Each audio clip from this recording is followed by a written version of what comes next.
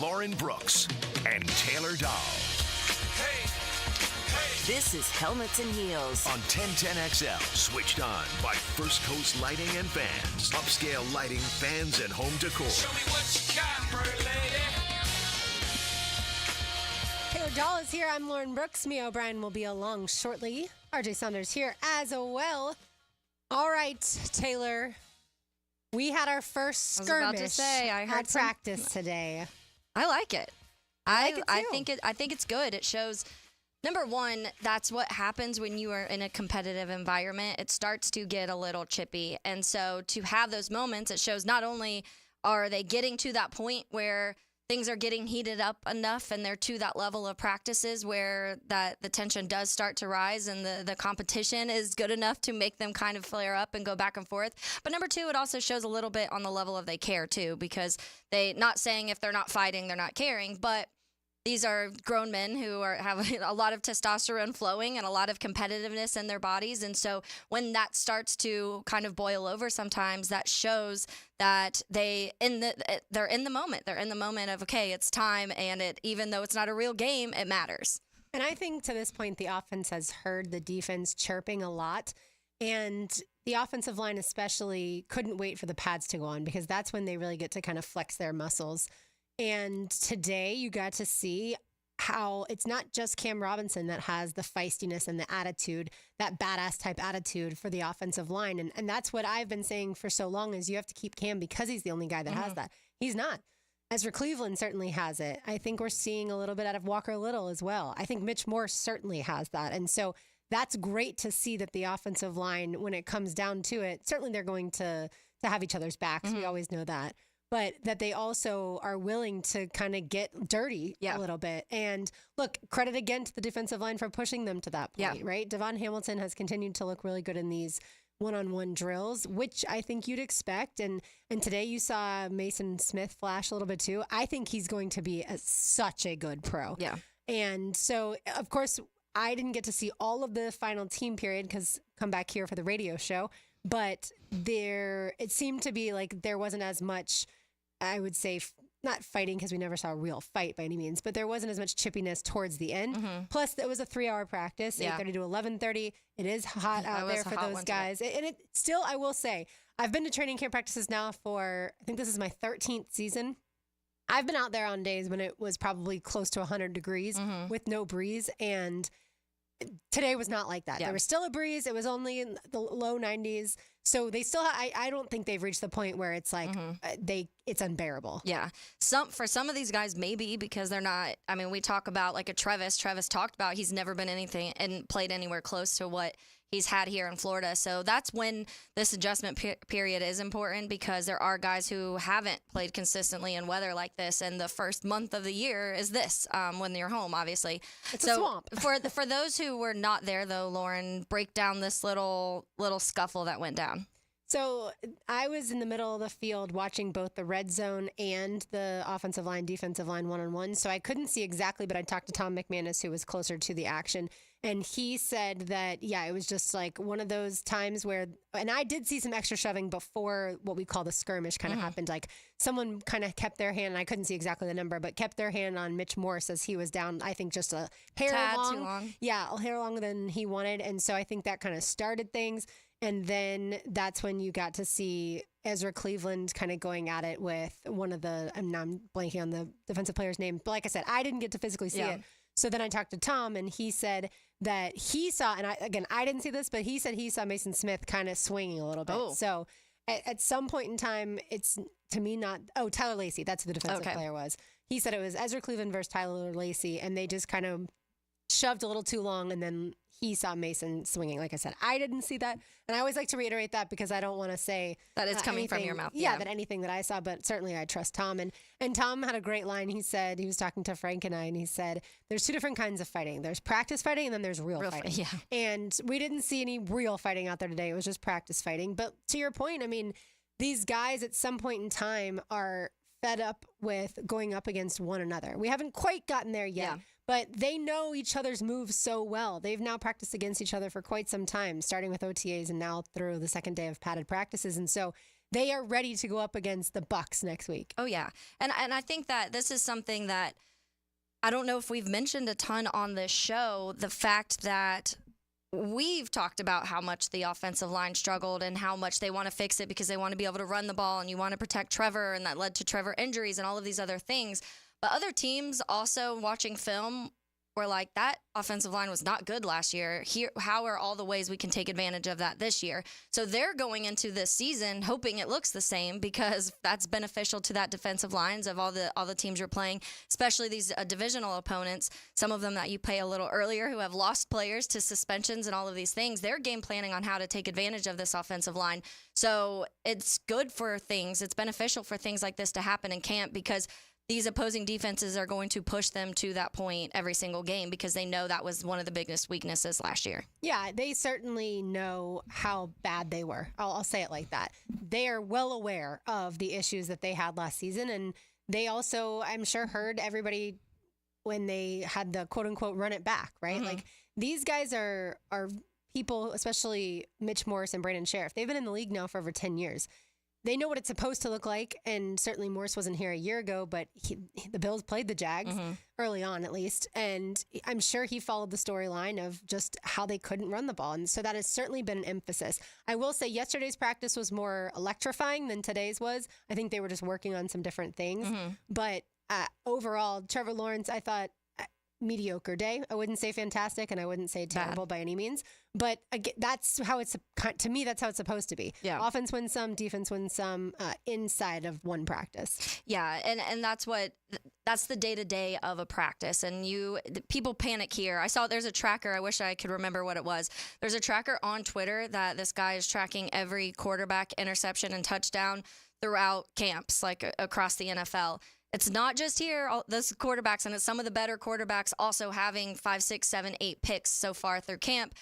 So that's one of the things where they're also having good and bad camps. The NFL is this product now where you don't see the Chiefs often. There's a lot of turnover on a lot of other teams. We saw the rise and fall of Philly, and we'll see what that looks like next. But it's such a week to week and off season, day to day thing that goes on because there's so many little intricate things that they have to work on, and with new pieces, and that's what adds this whole other level. Obviously, in week 16, 17, 18, you feel like as long as there's no major injuries, you should be in this cohesiveness that shouldn't falter too much. But when you're in camp right now, and I keep hearing Primetime talk about, well, there's not really a lot of new pieces on the offense.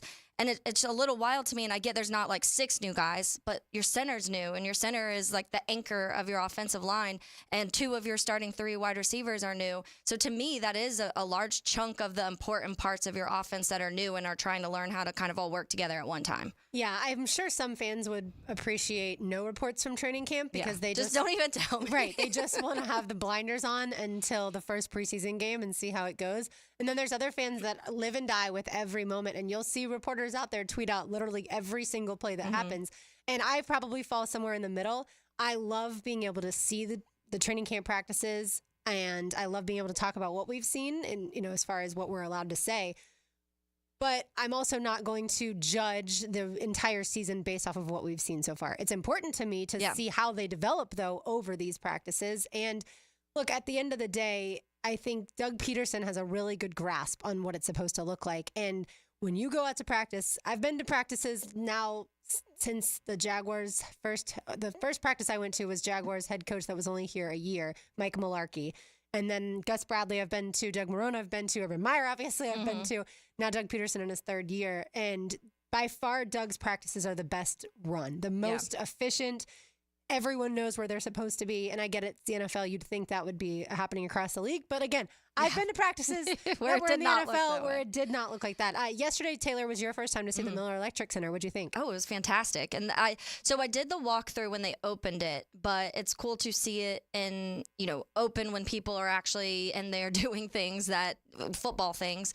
Because when I went, it was an empty building, and they're like, here's kind of the tour. And I remember then just being absolutely amazed at everything that they have, especially once you get into the back and you're seeing all of the, the more like training areas and stuff like that. Really cool. But it's really nice. And it's something that obviously has been a highlighted factor to players now being like, okay, well, the big issue for a long time was the facilities, and now players, there's an added level to wanting to come to Jacksonville. Not only have they been winning more than they had in previous years, they have a quarterback, they have a new stadium coming, they have the Miller Electric Center, all of these things, and all of those factor into when you have free agents wanting to come to your city and play for your team. So I think it's important. But yeah, it was great to see it like in action yesterday.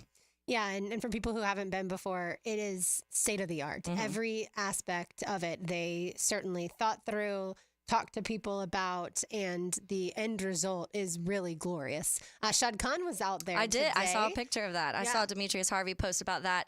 I also saw him post one of his tweets today from practice, which it was kind of ironic because yesterday when we were talking about the wide receivers and who would be that 5th, 6th, 7th receiver that the Jags keep, which Press Taylor spoke on that. I know we'll listen to that a little bit later. He spoke on that today too.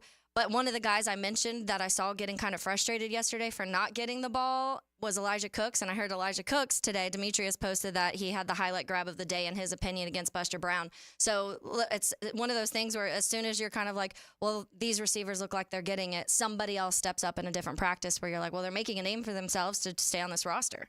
Yeah, Elijah Cooks had a fantastic catch. It was one of those where it was tight coverage, but he went up and got it and held onto the ball. And that's one thing that if you go out to practice that you'll see certainly first and foremost, and that is the defense constantly trying to knock the ball loose. Even if the receiver has caught it or the tight end has still caught trying it to get it out. Or the running back has caught it, they are getting after it until the very last second, until that person is either out of bounds or down on the ground. It's a very Ryan Nielsen defense thing that is being taught. And that's another thing that Tom McManus and I were talking about when it came to a little bit of the chippiness is Ryan Nielsen's defense is incredibly aggressive.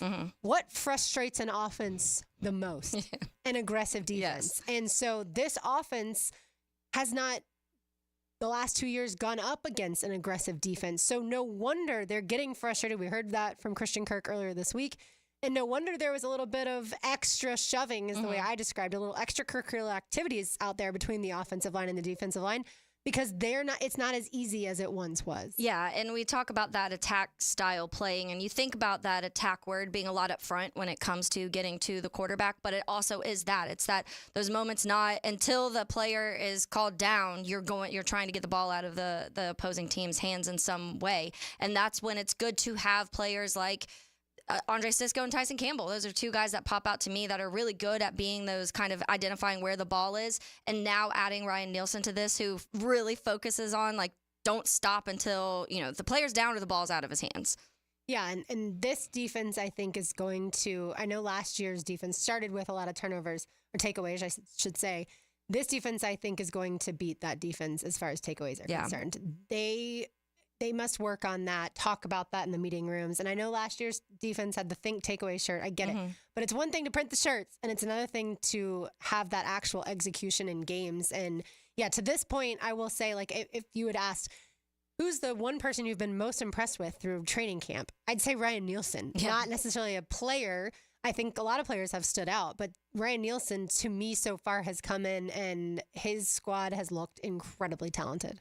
And it's honestly impressive to happen this fast, too, because we talk a lot about, maybe the bit of a slow start the offense has had and new pieces and having to make it work. But you don't even have Eric Armstead on the field right now either.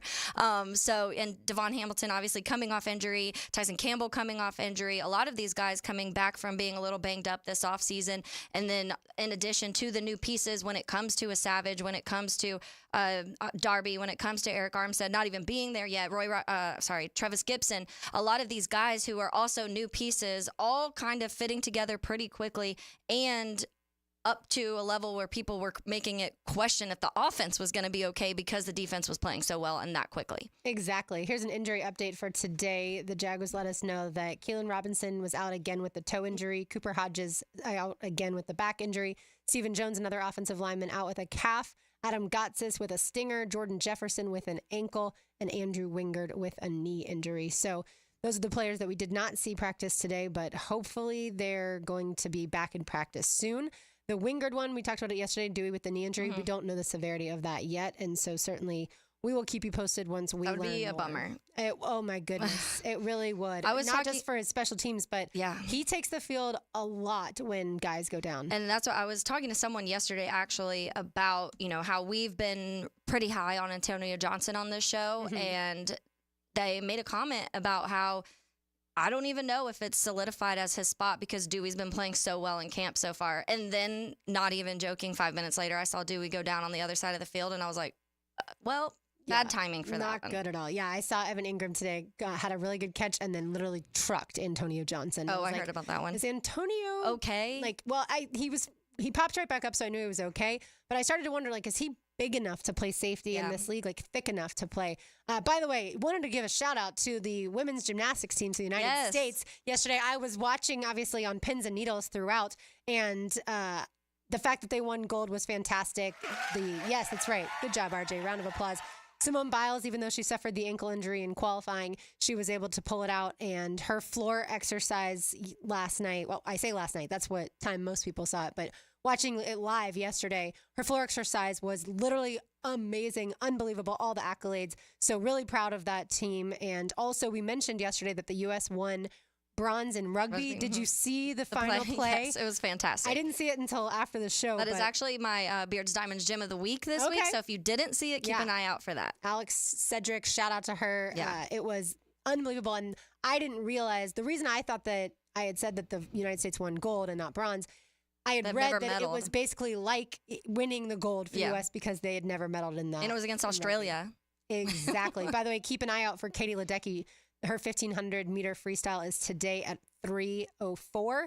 And then the women's soccer team takes on Australia around 1 o'clock. So lots more Olympics, of course, for you. Taylor is here. RJ is here. I'm Lauren Brooks. Mia O'Brien on the way down from the Miller Electric Center. You are listening to Helmets and Heels on 1010XL 92.5 FM. Now, a 1010XL Summer Olympic Update brought to you by USAPark.net Airport Parking. Westwood One Sports presents this special update on the 2024 Summer Games, sponsored by Westin Hotels and Resorts. Find wellness at Westin. The men's individual all-around gymnastics final is taking center stage in Paris this morning. University of Michigan teammates and bronze medalists Paul Judah and Frederick Richard are the only two Americans competing in the 6 rotations. It was a disappointing start for Richard, who began on the pommel horse and slipped, hurting his chances at a medal. He'll need to be near perfect the rest of the way. Judah started on rings. In tennis, women's doubles, top-seeded Coco Gauff and Jessica Pegula were eliminated by the Czech Republic's Karolina Mukova and Linda Noskova in a second-round 3-set tiebreak. The United States women's field hockey team remains winless in Paris, falling to Australia in pool play 3-0. The U.S. is leading the overall medal count with 27, followed by France and Great Britain. China has the most golds with 8.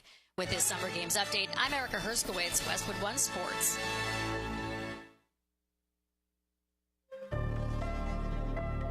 Wellness means something different to each of us. And at Westin Hotels and Resorts, we believe every step is an opportunity to enhance your well-being. Whether it's guided group runs and workout gear on demand, or nourishing food options and restorative rest in our heavenly bed.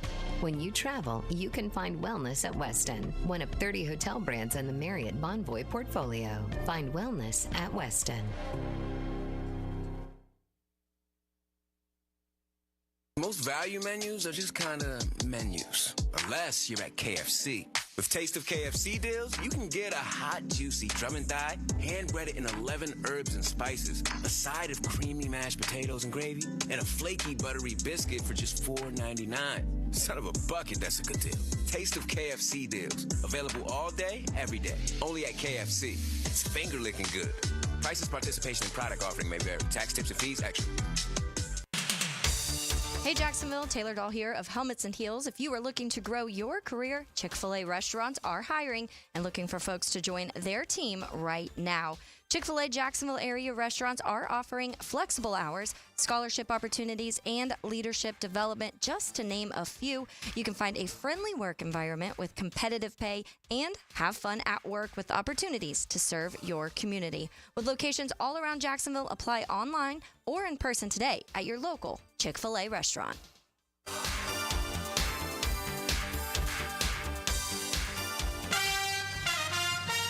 Mia here, and we've all been there before. A weekend trip to the casino? Canceled because real life came calling. MyBookie's new and improved online casino is here to change the game. Dive into a truly realistic casino experience featuring the latest in slots, progressive jackpots, and live dealer action, all from the comfort of your own home. The live casino is so easy to use. Just go to MyBookie and click Live Casino at the top. You'll find live dealers ready to deal or spin just like you're at the casino. The MyBookie Casino provides a Las Vegas experience when the action's in the palm of your hands and you don't even need to wear pants. Start at MyBookie today with a generous sign-up bonus using promo code 1010XL. A revamped loyalty program ensures a host of exclusive VIP perks. Sign up and hit the casino with promo code 1010XL. The more you play, the more you win, only with MyBookie. It's storm season, and JEA is committed to keeping you informed. In the event of a storm, we'll text and email you about the status of your services. We use Facebook and Twitter to post real-time updates. Our live outage map on JEA.com lets you track restoration progress. And as crews work to restore services, our storm outreach team will be in local neighborhoods to answer your questions. Because as your community utility, JEA is here to keep you safe and connected. Your community, your utility. Right now, you may be running a little late, or feeling stressed, or overwhelmed, and you may be going a bit over the speed limit. So to help you relax, exhale. Ease up on the gas. You'll get there when you get there. Take a moment to just chill. This little break is brought to you by Target Zero and the Florida Department of Transportation. It's Helmets and Heels, Kingfish Pest Control Wednesday. Proud partner of the Jacksonville Jaguars. Are you 18 years or older, just got married, just got divorced, or have children? Listen up. Have you done your last will and estate planning? You have questions? Call Matt Hinson with the Hinson Law Firm. Reach him at 527-1700. Office is Jacksonville, Florida. And don't let the state decide your fate. Save money while beautifying your home with Renewal by Andersen with their energy-efficient, custom-built replacement windows and doors. Their exclusive Fibrex product is chic, tough, easy to maintain, and twice as strong as vinyl. Right now, buy 4 windows or patio doors and get the 5th free, plus 0 down, no payments, and no interest for 18 months. Restrictions apply. Renewal by Andersen, proud partner of the Jacksonville Jaguars. Visit rbafla.com for details. License number CGC 1527613. What's the weekend in sports look like? I'm Dan Hicken, and I'll give you my take on the Weekend with Dan. Find it on YouTube and Facebook. Weekend with Dan, brought to you by Stone Core. We do outdoors better.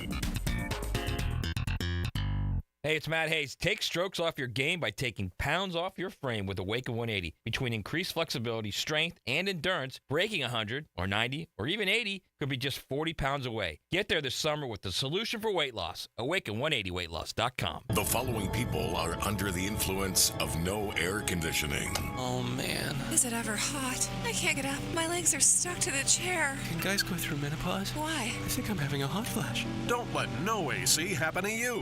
Call Duck Duck Air Conditioning, available 24 hours a day, and they'll fix it right the first time. When your AC system needs a repair, it's time to call Duck Duck Air, 904-862-6769, or online at duckduckac.com. Duck Duck Air Conditioning, a division of Duck Duck Rooter.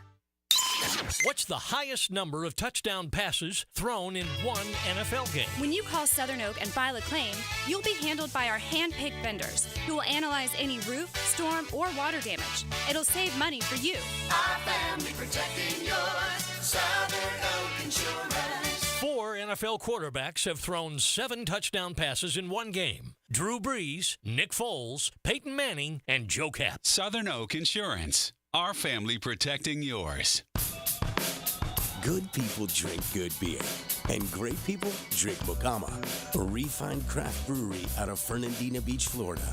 Mocama Beer Company brings sophisticated flagship beers, including Cosmico IPA and Dune Garden Lager, to the greater Jacksonville area. Whether you're hitting the water with friends or enjoying a backyard barbecue, Mocama has the perfect beer for your summer activities. Look for us wherever great beers are sold and find your Mocama. David Lane here again for Southeast Orthopedic Specialists.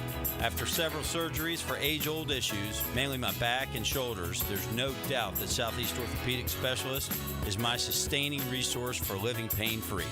Take it from me, and I'm being really honest here, there's no better orthopedic facility here in Jacksonville. Relieve pain and get back to life. SOS. Southeast Orthopedic Specialists. 1010XL is presented by Farah & Farah, exclusive injury law firm of the Jacksonville Jaguars. Protecting you and your family. Call 396-5555. Jacksonville. This is Helmets and Heels. Kept classy by First Coast Lighting and Fans. Upscale lighting, fans, and home decor. On 1010XL. Mia O'Brien has entered the fold. How did you think practice went today? Hot. Very hot out there. I would argue it was the hottest practice of the first week of training camp, right down to the fact that I just opened my computer and I was like, oh, wow. I didn't look at Twitter all that much. I didn't look at my email all that much during practice. If someone texted me, I apologize. I will text you back later because it was just so sweaty that we were just out there. We were watching practice and get in, get out, but certainly a workman's-like approach as well for the Jacksonville Jaguars because this is what you got to train in if you're going to be ready for days like this at 1 o'clock on a Sunday come September. Yeah, all right. So Press Taylor, the Jaguars offensive coordinator, met with media this morning, and he was asked, I think, Mia, you asked this question, right, about the depth outside of the top three guys at the receiver position. Those guys are all doing a great job. And it's good to see, Devin. We feel like Devin's going to have a role on this team as a returner. So getting him mixed in and whether it's inside out, all the different ways you can use a guy like that because odds are he's going to have a jersey on game day. So how do we use all the people that are available to us and getting him mixed in there and then seeing Parker, Elijah, Tim, Seth Williams, Cephas, all these guys competing for this spot. Skates has made a couple plays in the last couple days. All these guys just competing, and that's all you want to see. We're very intentional with what we're trying to do, with what we envision a role being for these people in the red zone or third down or in the run game. And then special teams periods are critical for those guys. So it's hard for those guys at times because you're going from 7-on-7 where you're competing your butt off to special teams to all of a sudden you're in team reps and you got to block defensive ends and toss crack schemes. But that's what comes with the job. That's how you earn jobs around here. And so you want to develop that trust in them that they know what they're doing and they can do it, and then really see that skill set flourish. But that, as you look at the back end, a lot of it's special teams value and then trust. Can we trust you to go in and play the slot, the outside, whatever, based on what happens in a game? Because that's typically how game day goes for us. It was Oh, sorry. Go ahead. You go first. No, Sally. go ahead. You just No, walked in. So I already know.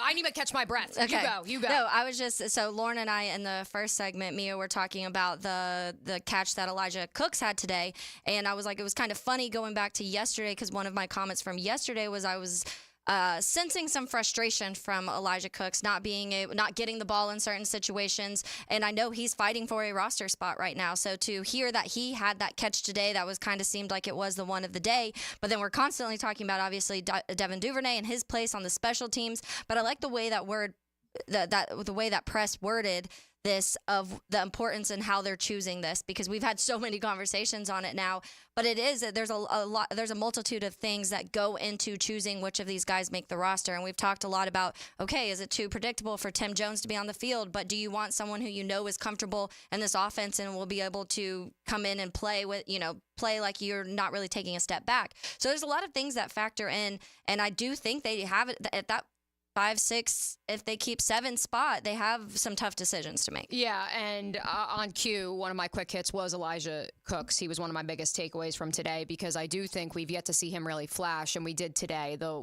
catch he had, which I'm sure is the one you guys were discussing, one-on-one with Buster Brown along the sideline, that was one of those plays where I don't want to say he mossed him, but it was very close to a you got mossed, Lauren. Mm-hmm. And it was one of those moments where you look around and you say, I don't know if we have anybody outside of Gabe Davis who can do that on a consistent basis. And are you okay with not having a player with that skill set? Now, Seth Williams certainly has shown ability through two training camps and his time on the practice squad to make similar plays, to be a bigger body wide receiver. We know that's what Gabe Davis is. We know Brian Thomas Jr. has the potential to be a highlight.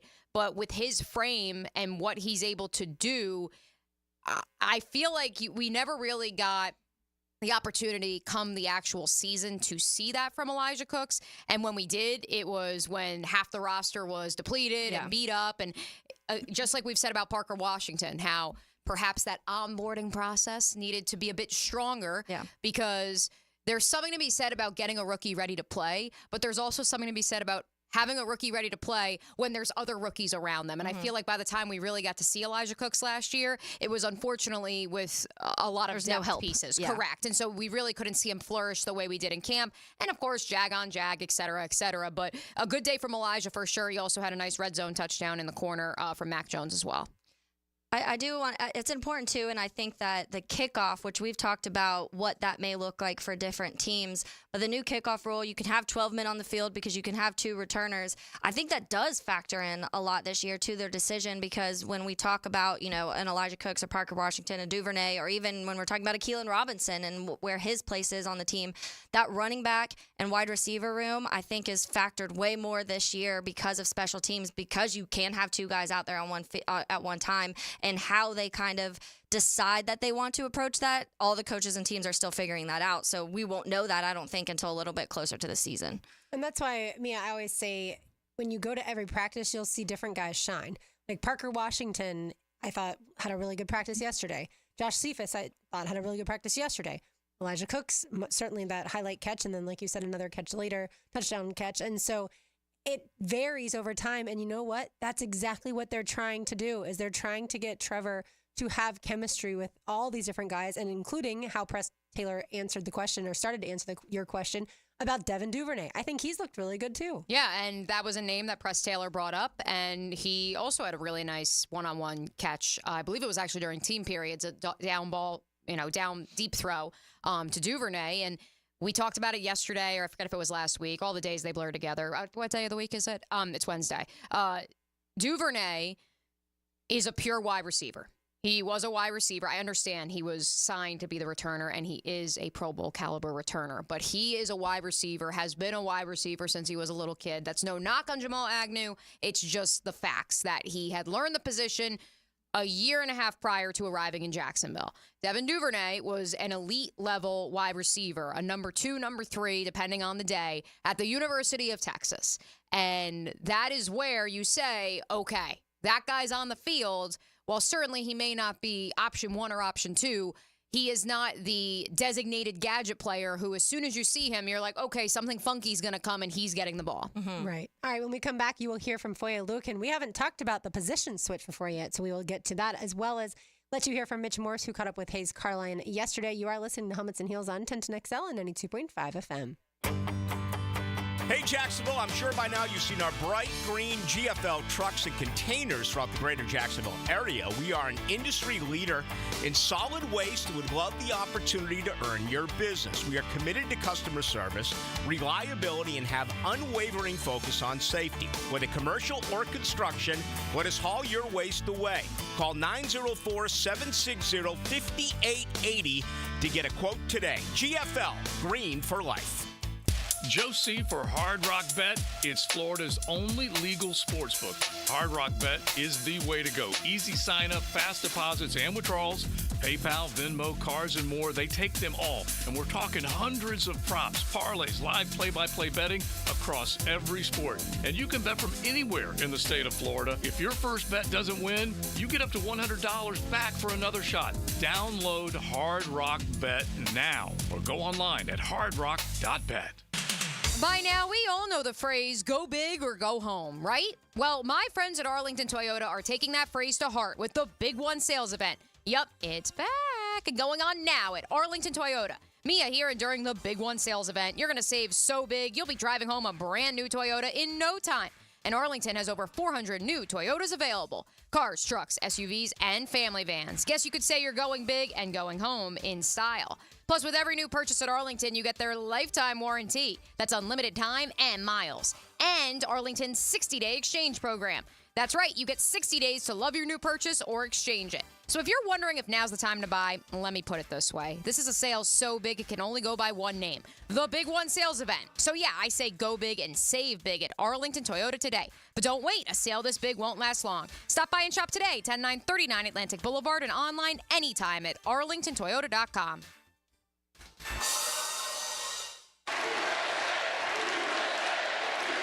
This patriotic chant mirrors the enthusiastic efforts our American athletes have dedicated to their quest for a gold medal at this summer's Olympics in Paris. USAPark.net Airport Parking is your safe and secure parking for when you fly out of JIA. No matter where you're going, whether you're traveling to the Olympics to support our athletes or just visiting Grandma, remember to park at USAPark.net. Helmets and heels. Kingfish Pest Control Wednesday. This is Dr. George Bari inviting you to look online at BariOrthopedics.com for the latest in medical advancements when it comes to getting you back to full joint health. After studying under Dr. James Andrews, I know proper diagnosis is the first key to treatment, and educating the patient is the fastest path to recovery. Whether it's chronic back pain, nagging arthritis, or necessary joint replacement, we're here to serve you in the best possible way. We are Bari Orthopedics and online at BariOrthopedics.com. Find out more at BariOrthopedics.com. That's BAHRI Orthopedics.com. The Sunshine State says it all in the nickname. That summer sun in Florida can take its toll on an air conditioning unit and send your electric bill through the roof. Florida Home AC can help you handle the heat with a brand new AC unit with low monthly payments and over $3,000 in federal tax credits on select systems. So this summer, don't sweat it out. Cool off with Florida Home AC, the official AC company of the Jaguars. Call them today, 777-4300, and check out their tremendous savings on a brand new AC system. This date in sports history is brought to you by Southeast Orthopedic Specialists. On July 31st, 2012, American swimmer Michael Phelps becomes the most decorated athlete in Olympic history after winning the 4x200 meter freestyle relay race at the 2012 London Games. Attention skilled electricians. Are you undervalued at your current company? Time to step up to the bigger projects and better opportunities. Join the team at Miller Electric Company, a trusted name in the industry for over 96 years. At Miller, we tackle the biggest projects in the city, offering not just a job, but an experience, top-notch pay, unbeatable benefits, and the best working environments in the business. Please join the team that values your skills and rewards your hard work. Elevate your career to new heights. Apply today at millercareers.com, an equal opportunity employer. Join the fun with XL Primetime, Tuesday, August 6th at Firehouse Subs in San Marco. Get pictures and autographs from Jags players, cheerleaders, and Jackson DeVille. Tuesday, August 6th, 2 to 4 at Firehouse Subs in San Marco. For over 40 years, Play It Again Sports has served its customers with a winning, sustainable shopping model. Could say, we were recycling before recycling was cool. Save on quality used sporting goods for baseball, softball, lacrosse, hockey, golf, tennis, and more. Or sell us your gently used gear. We buy all sports, all seasons, and offer cash on the spot. Stop by Play It Again Sports today on Merrill Road near 295 or online at playitagainsports.com. I'm Taylor Rose with our Remedy Staffing Westside office off of Normandy Boulevard. We are helping great people find great jobs. Remedy has helped some of the best employers in Jacksonville find talented job seekers like you for over 25 years. Our current job openings range from entry-level distribution center pickers to equipment operators. Apply today at remedygoodjobs.com. Don't wait. Apply at remedygoodjobs.com now. It's the coolest week to save during the summer fan sale at First Coast Lighting and Fans. Buy one fan, save 10%. Buy two, save 15%. Buy three or more and save 20% off all fans at First Coast Lighting and Fans. Showroom near the Avenues. This is Dr. Kevin Kaplan, head team physician for your Jacksonville Jaguars. Here's the latest update on the Jags, brought to you by Baptist Health and JOI. Rookie defensive tackle Mason Smith, drafted in the second round of the 2024 draft from LSU, where he suffered a major knee injury in 2022, met with 1010XL's Joe Coward to discuss how he's feeling. You know, I feel like it's been great. My first time playing without the knee brace in the past. Actually, today my first day playing without my knee brace in the past. And, you know, I felt pretty well. You know, the knee hasn't been a problem, and I'm just headed in the right direction, get back to being me, and, you know. Following how his first day in pads went. Man, it was amazing. Just being able to grind and get better each and every rep. Putting on the pads really allowed me to, you know, hone in on my technique and get the things that I was getting wrong without the pads on, get them right, get them corrected, and, you know, continue to peak progression and getting 1% better every day just to meet my maximum potential. I'm Molly McDonald with your Jacksonville Orthopedic Institute Jaguars update. 1010XL is presented by Farah & Farah, exclusive injury law firm of the Jacksonville Jaguars. Protecting you and your family. Call 396-5555. Jacksonville, Helmets and Heels is switched on by First Coast Lighting and Fans. Upscale Lighting, Fans, and Home Decor on 1010XL. Mia O'Brien, Taylor Dahl, Jay Saunders, I'm Lauren Brooks with you. We're going to get it to more Jaguars, but I just have to tell Taylor Dahl this in case she didn't see it yet.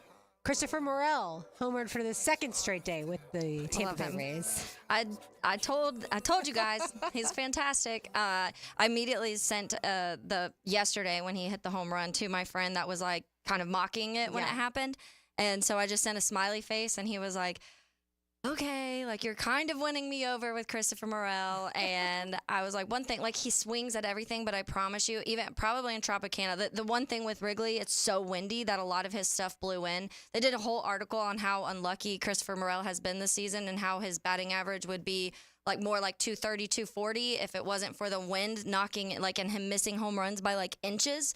And so I was like, you don't have to deal with that at Tropicana, obviously. Nope. So I think it's beneficial for him, and I love it. I am cheering him on. I was like, I honestly might go down to Tampa to watch Christopher Morel play. I love that. All right, let's get back to Jaguars football. Foye Oluwakin and Devin Lloyd. Are they switching positions, Mia? Let's hear from Foye. Do we have sound from Foye? Well, the sound from him is he cares more about the team more than personal achievement. So we can certainly hear that. I just want to talk about the position switch first. Yeah, we don't have a whole lot of intel, or at least I'm not going to speculate. I'm not going to say anything out of line. So I will just defer to what Foye says and what Devin says. At the end of the day, they're both inside linebackers. They play at the second level, and they will do whatever the coach asks of them. That's kind of where I'm leaving that one because I do not want to step out of turn in describing that. All right, so here's Foye and the fact that he does care more about the team over personal achievements. I don't think I'm getting personal accolades until the team gets their accolades, man. I mean, if you look at somebody read me my stats in the past 3 years and they look really good, but apparently people don't care about it. So at this point, win's going to bring all that. So I'm over here trying to win, trying to do my job, really just trying to impress the new staff here. I know Coach Nielsen is a pretty hard guy to impress. I'm trying to be the best for him because I think if I play well for him, he's going to take my career to a whole new level. So I think I keep saying the team wins, we all win. That's all I'm focused on. I loved it. The little shot, but no one else cares about my stats. They seem pretty good. But I mean, it's true. And when you have it, unfortunately, it's part of what the NFL, because it's that popularity contest / people playing well. So when people are playing well and that team is playing well, you get more recognition. That's just part of what it is. Foye has been one of the best linebackers in the league for the last at least 3-4 years, and he's not talked about it as much as he should be. But I do think that with this Ryan Nielsen defense, with what this defense up front could look like in general, I do think that it could be something where we do start shifting, and people then the conversation is going to be like, wow, he's been such an underrated player for the last few years. Why has no one been talking about him? And we're going to be like, we have. We have been talking about Foye. Yes, we've been talking about him a lot based off of the fact that he leads the league in tackles, it seems, if not every year, almost every year. We'll let you hear the comment that Mia was referring to in just a little bit. But first, Travis Etienne met with the media post-practice today and was asked about Tank Bigsby and how he looks different this year from last year. I feel like he really learned, and I could just tell just the way that he's been just approaching the game, and I feel like Coach Mack has been helping him a lot, just getting his IQ so much more further along. And you can see it in his play. He's making a lot of plays out there on the field for us, just the way he's been reading, just the way he's been hitting the hole, just him catching the ball, looking the ball in. I feel like it's night and day from what he was last year. Yeah, I liked the comment of it's not that he has an edge, it's that he looks smoother. And I will quote former Jaguar, now Jets inside linebacker Quincy Williams, when he said, "Year one, my head was in a beehive." Mm-hmm. And that's where I think we do need to give rookies some grace. Press Taylor commented this morning about the fact that Tank's first game in the NFL was probably teach tape for the rest of the league. And no one could have seen that coming after the training camp that he'd had, the expectations that both he and the team expected. Circumstantial things happen. And unfortunately, when one thing snowballs into another thing and they pile on top of each other, confidence takes a hit. You heard Travis allude to that Tank just looks like he's in much more control this year, not just of his own personal body, but of the offense as a whole. Yeah, sorry, Taylor. I think if people went out to practice and didn't know how good Travis Etienne has been in the past, if all they saw was practice day in and day out, they'd go, I think Tank Bigsby's better than Travis Etienne. We don't think that, but that's just how many splash plays Bigsby will have at practice. Yeah, and I mean, that was my take yesterday of how good the running back room looked in general. We did have this exact conversation about Tank last year, so you do want to see it transfer into the season when you're playing opposing defenses, not just your own. But I will also say before we get to this other cut, because the Madden has been posting their top 10. So ETN made their top 10. I believe it was number 6. Yep. And then now they just did their edge rushers, and Josh Hines-Allen comes in as their 6th best edge rusher too. So at least we're seeing some gratification between those two when it comes to rankings here and there. All right, here is Foye Oluokun and where he fits in Ryan Nielsen's defense. I heard people talking about that little change, Mike Will and all that. I feel like I've played both positions before. I played the Will kind of my first few years in the league, switched to the Mike when Dean Pease became my coordinator. I'm definitely confident in either one they put me at. I wanted to do what's best for the team at this point in my career. And selfishly, I like playing Will, I like playing Mike, but I want to do what's best for the team because I think if we eat, everybody eats. So, I've watched a lot of Levante David film when I was early in my career. That's a guy who's played very efficiently at a very high level for a very long time. Maybe doesn't get the recognition that he always deserves, but I think he's like the top line, one of the top guys to look up to and follow just the way that he plays. So getting back to that, I'm going to study a lot more how the way he moves, and then when DeMario Davis used to play the Will a little bit in that system, same system he brought over here. It's definitely fun playing in space. Got to get back to those movements and stuff. That's the key one for me, DeMario Davis, and him shifting to more of a Will linebacker position after more traditionally playing a Mike linebacker position. But because of Ryan Nielsen's scheme, he found a way. And, I mean, when you look at DeMario Davis's stats and you compare them to where Foye Oluokun has been, and obviously, as Foye alluded to, he played Will a little bit his first few years before really, solidifying himself as a Mike linebacker. DeMario Davis was an All-Pro at the age of 30 in 2019 with Ryan Nielsen as his co-defensive coordinator, and the other co-defensive coordinator was Chris Richard. And that season, he had 4 sacks, 11 tackles for loss, 9 quarterback hits, and I'm looking at the tackles as well, 111 tackles, which was his 4th highest in his career. And ever since then, that All-Pro year in 2019, he's made 2 Pro Bowls. And prior to that, he had made none. And so I'm not saying that Foye Oluokun is going to follow a similar exact replica trajectory to what DeMario Davis was able to do. But clearly, I trust Ryan Nielsen that he has before said to somebody who predominantly played that Mike linebacker position and said, hey, let me shift you a little bit. Now, Davis also has played a little bit more Mike as well. And so that interchangeable, can you do a little bit of both? We saw someone thrive under Nielsen with that. And if he's identified this as what needs to be done, I'm going to trust him. Yeah. Do you think that if Foye is the weak side linebacker, he still has the green dot? No, I anticipate, yes. Yeah. See, I think that's where people, when they first started to see, well, Foye won't play middle linebacker, he might play weak side linebacker, and Devin Lloyd will. There's some NFL teams where, right. the safety has that's the what green I wanted dot. to. Yes. Right. That's why I wanted to go over it so that people don't freak out that the captain of the defense, as far as the guy who, at least the past couple of seasons, has been that voice and that guy that can line everybody up, he can still have the green dot even if he's not, quote unquote, the middle linebacker. And so everybody can relax as far as that's concerned. I will also say, in that I trust Ryan Nielsen, and I think that he has an eye for this clearly. But I will say that Foye's best years in the NFL has also been these last few, and that comes to everything when it comes to getting to the quarterback and QB hits and pressures and being able to force fumbles and doing stopping the run. Everything you want that position to do has been his strength the last few years. So it does worry me a little bit switching his position, switching Devin Lloyd's position when he's kind of been all over the place. We're also switching what Trayvon and Josh Allen are doing, which they were super successful where they were last season. So I don't want to mix things up too much when they felt like they were starting to work at certain points last season.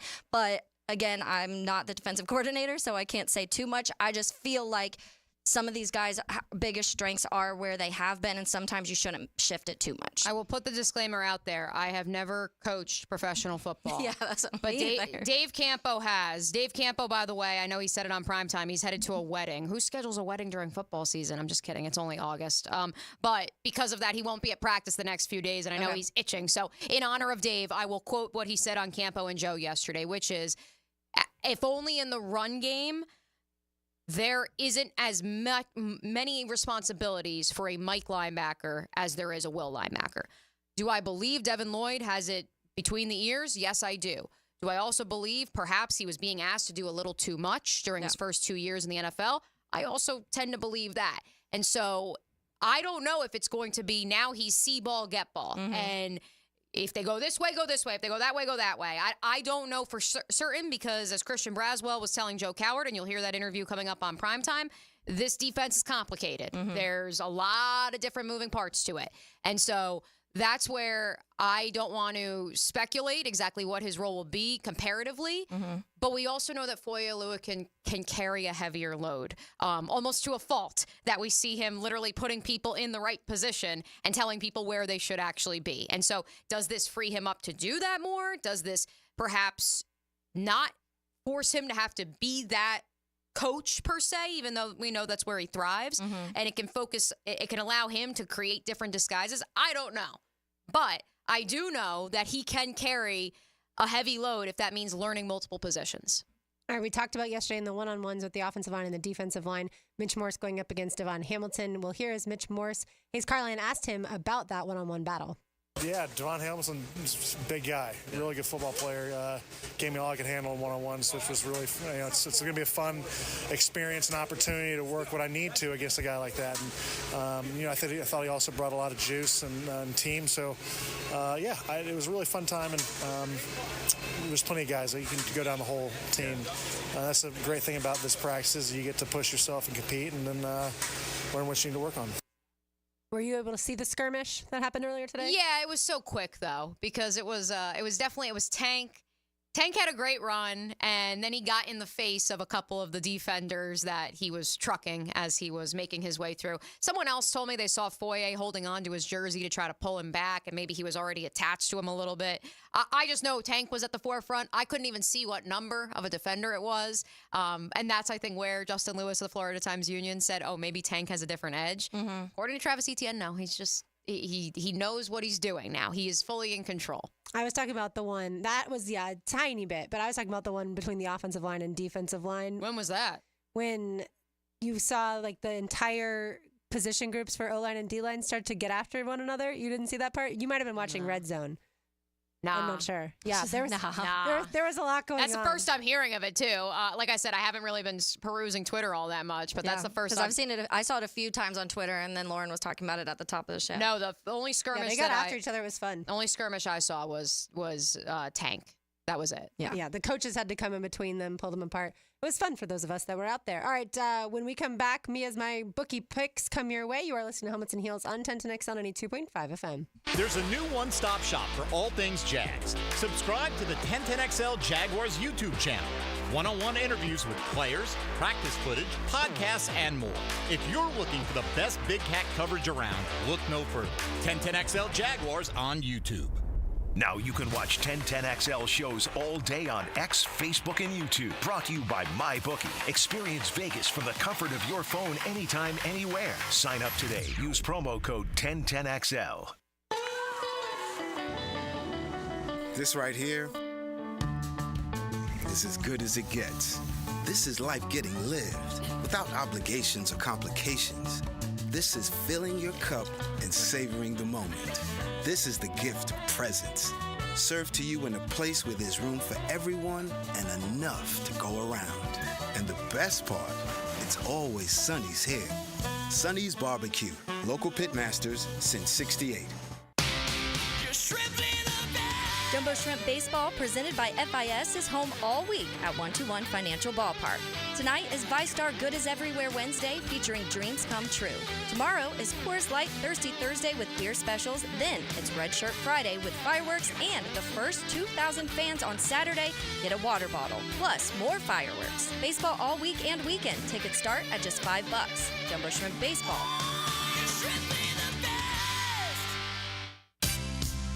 Mortgage rates have plummeted, and Loan Pronto clients are locking in the lowest rates we've seen in years. Hey, it's Roger Moore, founder and CEO of Loan Pronto. It's happening. We are finally locking APRs in the 5s, something we haven't seen for a long time. If that sky-high rate is killing you or you need to get cash out of your home equity, now is the time to take action. Or listen, even if you want to keep that first mortgage rate intact, you can take advantage of lower rates with our Equity Express line of credit. We're seeing homeowners take 50, 75, 200 grand or more out of their equity and wiping out that high-interest debt with an average savings of $850 per month. Bottom line, your home value is way up and mortgage rates have come way down, making this a great time to act. Call today for a 30-second rate quote. Do it now, and you can even skip your next 2 mortgage payments. 904-999-1508. 904-999-1508. LoanPronto.com. 904-999-1508. Equal housing lender. NMLS 166-1781. Subject to lender approval. NMLS ConsumerAccess.org. It's a Helmets and Heels Kingfish Pest Control Wednesday. Have you or someone you care about been arrested or had their driver's license taken away? I'm Susan Cohen, and I work with David Robbins at the law firm of Epstein & Robbins. We are experienced fighters for those charged with DUI and all criminal offenses. I've been named the best DUI attorney in the state, and David has been named the best criminal defense lawyer in Jacksonville. In your battle with the justice system, there is only one thing you need to know. Dial David 24/7 at Epstein & Robbins, 354-5645. Are your kids ready to play this summer? Come check out the Y. Summer is a time for kids to explore new things and expand the limits of their imagination. At the Y Summer Camp, every day is a new adventure. Kids can learn about STEM, arts and humanities, athletic sports, outdoor games, and more. Registration is now open, but space is limited, and spots are filling up quickly. Learn more and find your adventure at fcymca.org. Search Summer Day Camp. Looking for a new or used firearm? Beach's Jewelry and Pawn in Jacksonville Beach will get you locked and loaded. New firearms coming in weekly and always looking for used guns. No lines and no waiting. Online at beachesjewelryandpawn.com. Clearwater. John, I can't even mow my side yard. It's so soggy. Man, my builder sucks. Brent, calm down. This is a common problem in neighborhoods where houses are built too close together. You need gutters and a properly installed French drain that will soak up subsurface water. We can completely dry it up. So I can take my builder off my speed dial now, huh? Yeah, we got you, buddy. Let that builder bitterness go. Clearwater irrigation and drainage too. Ackerman Cancer Center's Total Body MRI is the latest technology in early detection. This comprehensive imaging goes beyond regular scans, providing a holistic view of your health in one 60-minute scan. Schedule your Total Body MRI at AckermanCancerCenter.com. Hey, David again with Royal Pest Services. TAP Insulation stands for thermal, acoustic, and pest control. Keep your home cool, noise out, and pests dead. Visit RoyalPestServices.com to schedule a free inspection. The flagship station of the Jacksonville Jaguars. WJXL AM Jacksonville Beach. WJXL FM Jacksonville Beach. Vegas, baby. This is Taylor Dahl from Helmets and Heels, and we're sending one lucky listener to Circa Resort and Casino this December. Win a free 3-night stay with $200 food and beverage credit, plus a daybed at Stadium Swim. With 6 temperature-controlled pools and a massive 143-foot screen at Circa, you'll huddle up with the Heels at the Overhang Bar for our pregame tailgates on Friday with drink specials and giveaways. For a chance to win this all-in package to Circa with Helmets and Heels, enter at 1010xl.com/Vegas. And if you've already booked your flight to Vegas for the big game and are still searching for accommodations, Circa Resort and Casino has a special rate just for Jacksonville fans. Mia here, and for just $500, get a 3-night stay at Circa, $200 in food and beverage credit, plus a day bed at Stadium Swim. With 6 temperature-controlled pools and a massive screen, it's the world's largest hot tub party.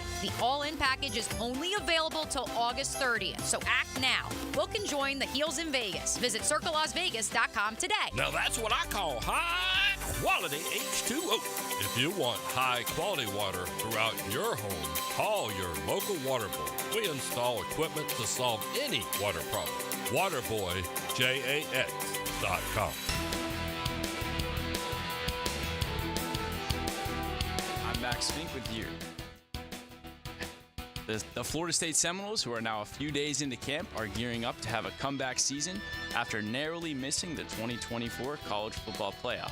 After losing multiple starters to the NFL, the Noles have hopes for a similar 2024 with new quarterback DJ Uiagalelei. The Noles are now just 4 weeks away from their season opener against Georgia Tech in Ireland on August 24th.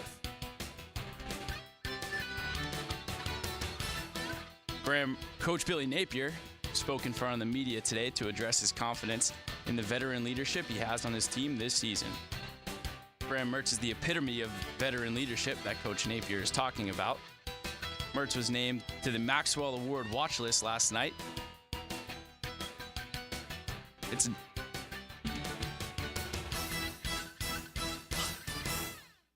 1010XL is presented by Farah & Farah, exclusive injury law firm of the Jacksonville Jaguars. Protecting you and your family. Call 396-5555. Jacksonville.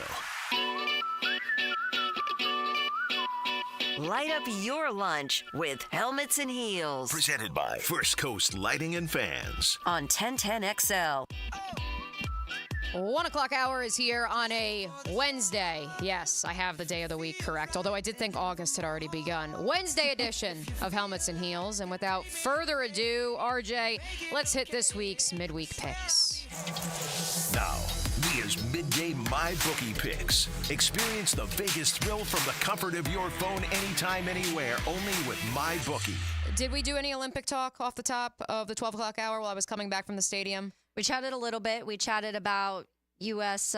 Gymnastics winning gold. We talked about the wild ending to the USA rugby game. Those were the two things I think we hit on the most. All right, let's stay with the Olympics for this week's MyBookie picks. Of course, you can head on over to mybookie.ag. Look over on the left-hand side after you press Sportsbook, and that is where you will find all of the odds for the Olympic Games. Let's begin in the pool. I think besides gymnastics, swimming, track, those tend to be the three events that even the casual sports fan gravitates to at the Summer Games. I hate that I'm about to go against America, but I am. Regan Smith, I would love to select you plus 204 in the 200-meter backstroke final. Unfortunately, Kaylee McCowan and those darn Aussies, man, they've been showing me something. I do think, however, our good friend Katie Ledecky gets the best of Ariarne Titmus, the Aussie, who is plus 320 in the 800-meter. We saw yesterday Katie Ledecky out here winning by 17 seconds. When it comes to anything beyond 400 meters in the freestyle stroke, there's no question. You're losing money if you're not picking Katie Ledecky, who I understand is minus 360. So maybe you pair her and maybe you get a little adventurous and you pair her with Regan Smith at plus 204. The United States women's soccer team does play a little bit later today. I think this one's fascinating, Lauren. Like in 2 minutes or yes, a minute. Yes. So we're gonna get this pick in now before they get going. Hurry. The total for goals is at 2.5. Are you taking the over or the under in that? I'll take the over. You will take the over. That is minus 178. Perhaps you want to pair that with Zambia and Germany. The total in that game is 4.5. All scored by Germany. I might be inclined to, I don't know, maybe they take them, they were kind of banged up after the United States matchup. So maybe we take the under at minus 111. We parlay those two together. Hey, lots of options to be had at mybookie.ag. Finally, this doesn't kick off until next week, but I am very, very excited. I always feel like it's one of my own when I get to see someone who I covered when they were in high school and college, on the Olympic stage, on the NFL stage. That will be the case next week when Spencer Lee competes in his first Olympic Games. The guy who, yes, wrestled in the national championship for college and his high school state championship with a torn ACL. And excuses are for wussies. Print the shirts. He is plus 176 to win the 57-kilogram title over Stevan Mishik, who ironically also wrestled in college in the United States around the same time as Spencer, who is plus 100. Give me Spencer Lee at plus 176. I'll stay in the Big Ten and parlay that with Kyle Snyder at plus 200 to win the 97-kilogram title. he is also the second best odds in his weight class. For more, you head on over to mybookie.ag and again, press Sportsbook. That is in the upper left-hand corner. And then on the left-hand side, after you log in, make sure you find the Olympics tab. And of course, so much more that you can also get in on the action with at MyBookie. By the way, did Germany lose their goalie in that Because I know at the end, like, she was hurt. Yeah, I don't know. That's a good question. I don't know if she is playing today. I haven't followed that closely with that, but that's also because the United States beat Germany, so I didn't have to worry about it. At first, I thought she was just sad, and then I noticed she was hurt.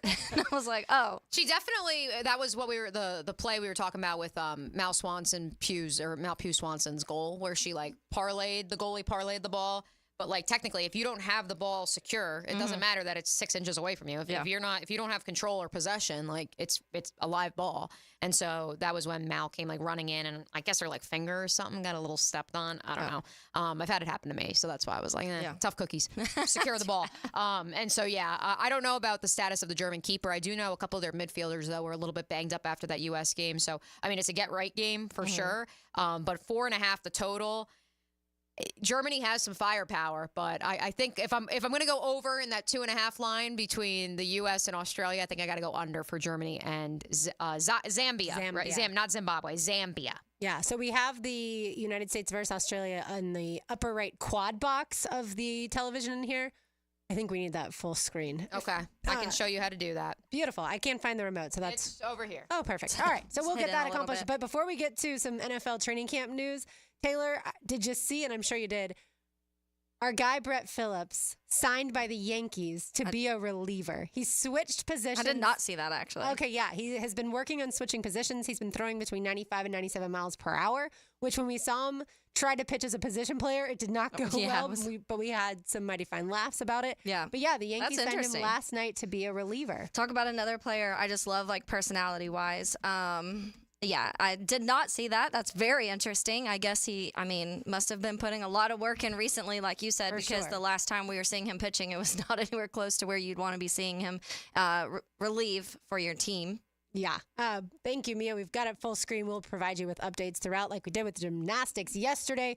Brought home gold in that. Well done, ladies. All right, around the NFL, Taylor, how was Bears Twitter yesterday when DJ Moore got the contract extension? Ecstatic. It was, yes, a lot of excitedness there. And it's just wild to kind of go back and trace to where it started because, literally, Lovie Smith beating the Colts in the final game of the season to give the Bears the number 1 pick that year when it was Bryce Young and C.J. Stroud just changed the trajectory of where the Bears were going. And there's obviously still question marks because we haven't seen Caleb play in an NFL game. So that's still there. And we won't tomorrow night either. Yeah, we're not going to see it tomorrow either. But from that moment that the Texans beat the Colts and then the trade was made with the Carolina Panthers, and obviously the Carolina Panthers got Bryce Young with the number 1 pick.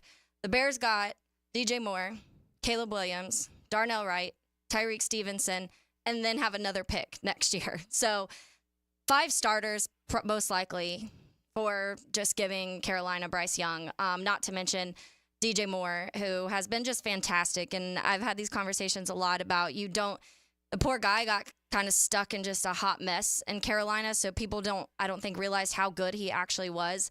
But when you look at his numbers, number 1, I posted the stat yesterday where someone posted of how he's the one of like 5 or the 5th most receiving yards by any player under 27. And I'm trying to find, okay, so Randy Moss, DeAndre Hopkins, Mike Evans, Larry Fitzgerald, and DJ Moore have the most receiving yards before turning 27 in NFL history. That's good company to be in.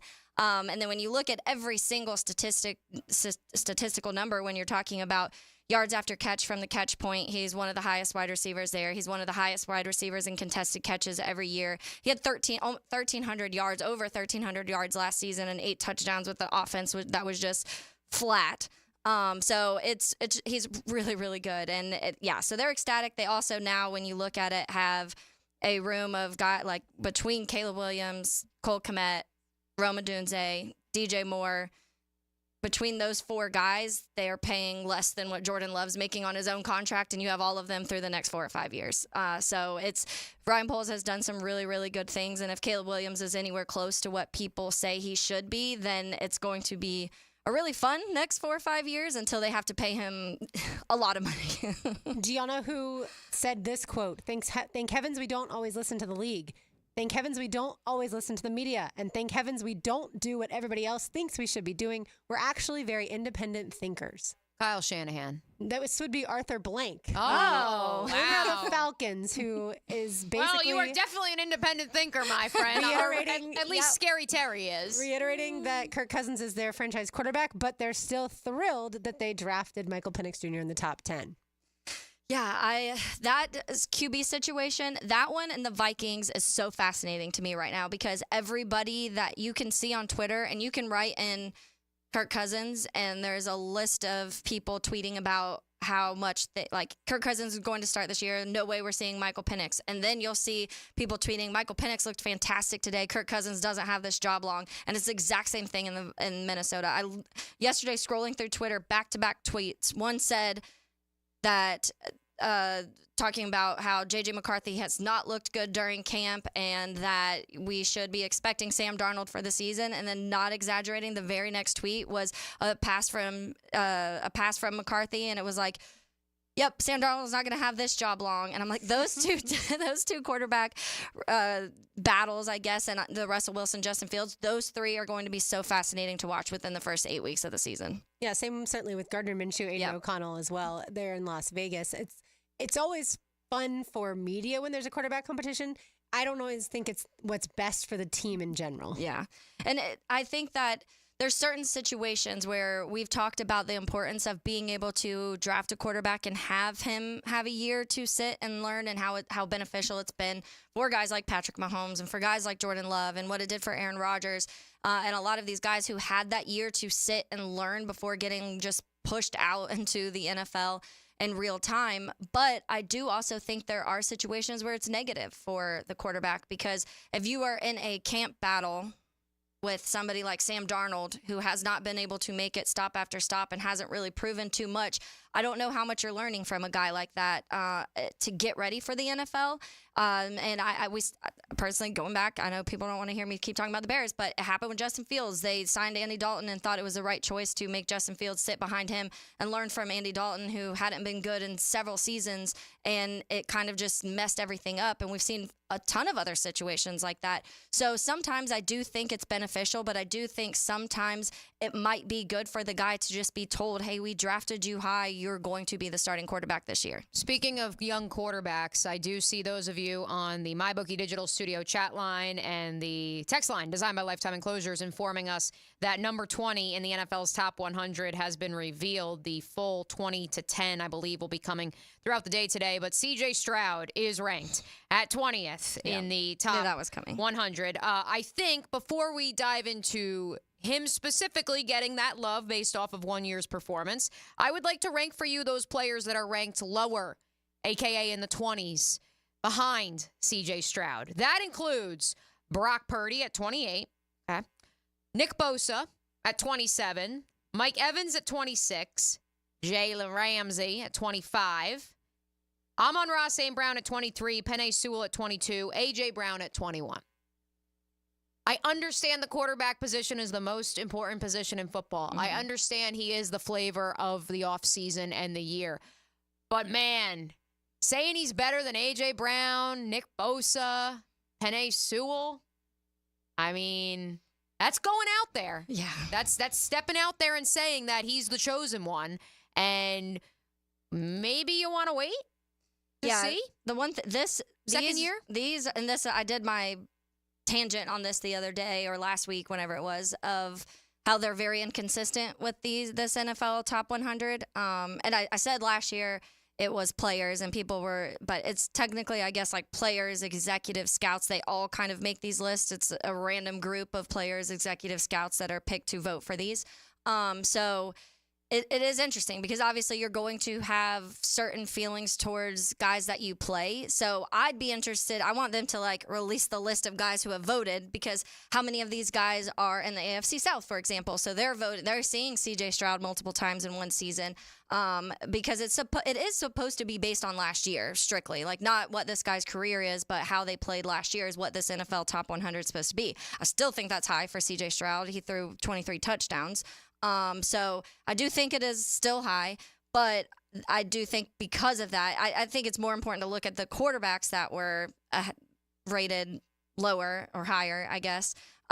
So because Trevor Lawrence obviously came in at 94. 94.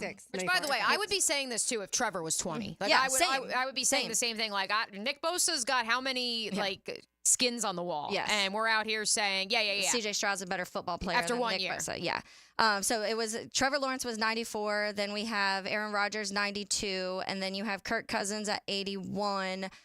And then you have Justin Herbert at 75, and I'm just going through the quarterbacks just to see who is above him. I'd take Justin Herbert over C.J. Stroud because of all the experience that he has in the league. Jared Goff at 48, Matthew Stafford at 42, Joe Burrow at 39. And again, this is based off you've got to think last season. Jordan Love at 34. Then how can Burrow be that high if he wasn't able to finish the season? That's right. It's so weird. Well, they had Aaron Rodgers played 4 snaps. That was right, and he's on here. And then Brock Purdy at 28. So those are the quarterbacks that are behind him on that list. But it definitely is high for C.J. Stroud. And even if you're strictly basing it off of one season, there's no way that somebody that threw 23 touchdowns is a top 20 player in the league. Just doesn't make sense. Yeah, if you're basing it off of value, then I understand, because both Purdy and C.J. Stroud are on rookie deals. Yeah. So that makes a lot of sense. RJ, before we continue heading around and looking around the National Football League, could we take a quick foray into the basketball world and have that, please?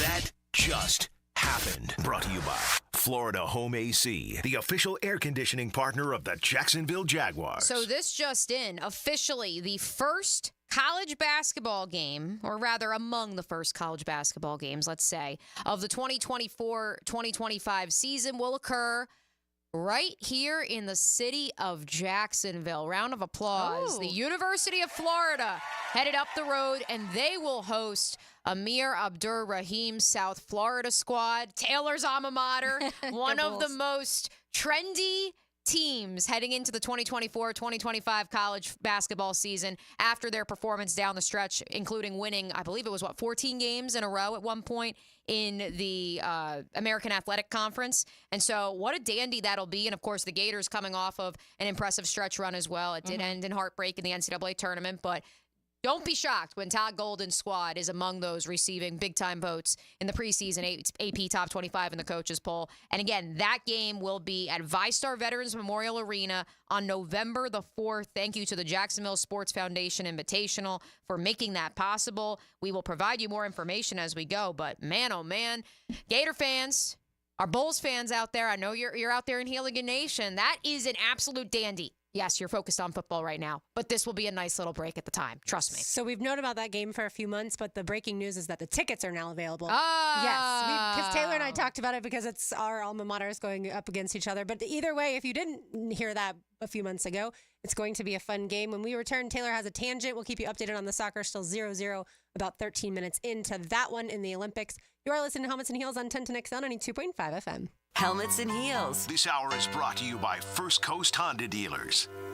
Now, a 1010XL Summer Olympic Update. Brought to you by USAPark.net Airport Parking. Westwood One Sports presents this special update on the 2024 Summer Games. The focus in Paris right now, men's gymnastics and the individual all-around final. University of Michigan teammates and bronze medalists Paul Judah and Frederick Richard are the only 2 Americans competing in the 6 rotations.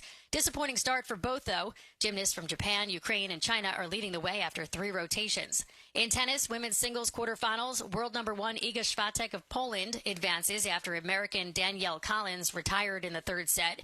Men's doubles quarterfinals, Americans Taylor Fritz and Tommy Paul advance. But round 2 in the women's doubles, Coco Gauff and Jessica Pegula were sent packing. 2 more medals for the Americans on day 5. American canoeist Evie Leibfarth won bronze in the women's canoe singles final, and Nevada native Paris Benegas won silver in the women's BMX freestyle final. The U.S. is leading the way with 28 medals overall. With this Summer Games update, I'm Erica Herskowitz, Westwood One Sports.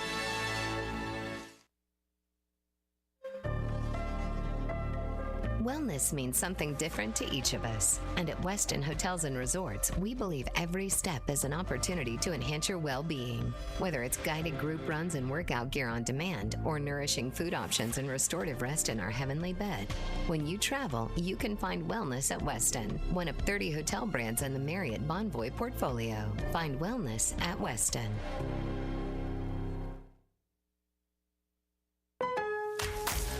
At Lowe's, save big every day. Right now, get a free pneumatic nailer when you buy a pallet of Metabo HPT nails. And there's more. Save 10% on select shingles when you buy in bulk. Visit us in-store or online for low prices on the materials you need. Because Lowe's knows savings. Lowe's knows pros. Selection varies by location. While supplies last. Discount taken at time of purchase. See sales associate for details. Mia here for my friends at Duck Duck Rooter. And yes, we are still celebrating. I'm still showing everybody those crazy videos from this week 1 year ago when my entire backyard was flooded by a crazy thunderstorm. It knocks out my HVAC. It is hot outside, no air conditioning. And who came to the rescue? My friends at Duck Duck AC. They are a full-service air conditioning company providing full system replacements and repairs to your current systems. Be like me and call 904-862-6769 to schedule service right away. Duck Duck Rooter, a proud partner of the Jacksonville Jaguars.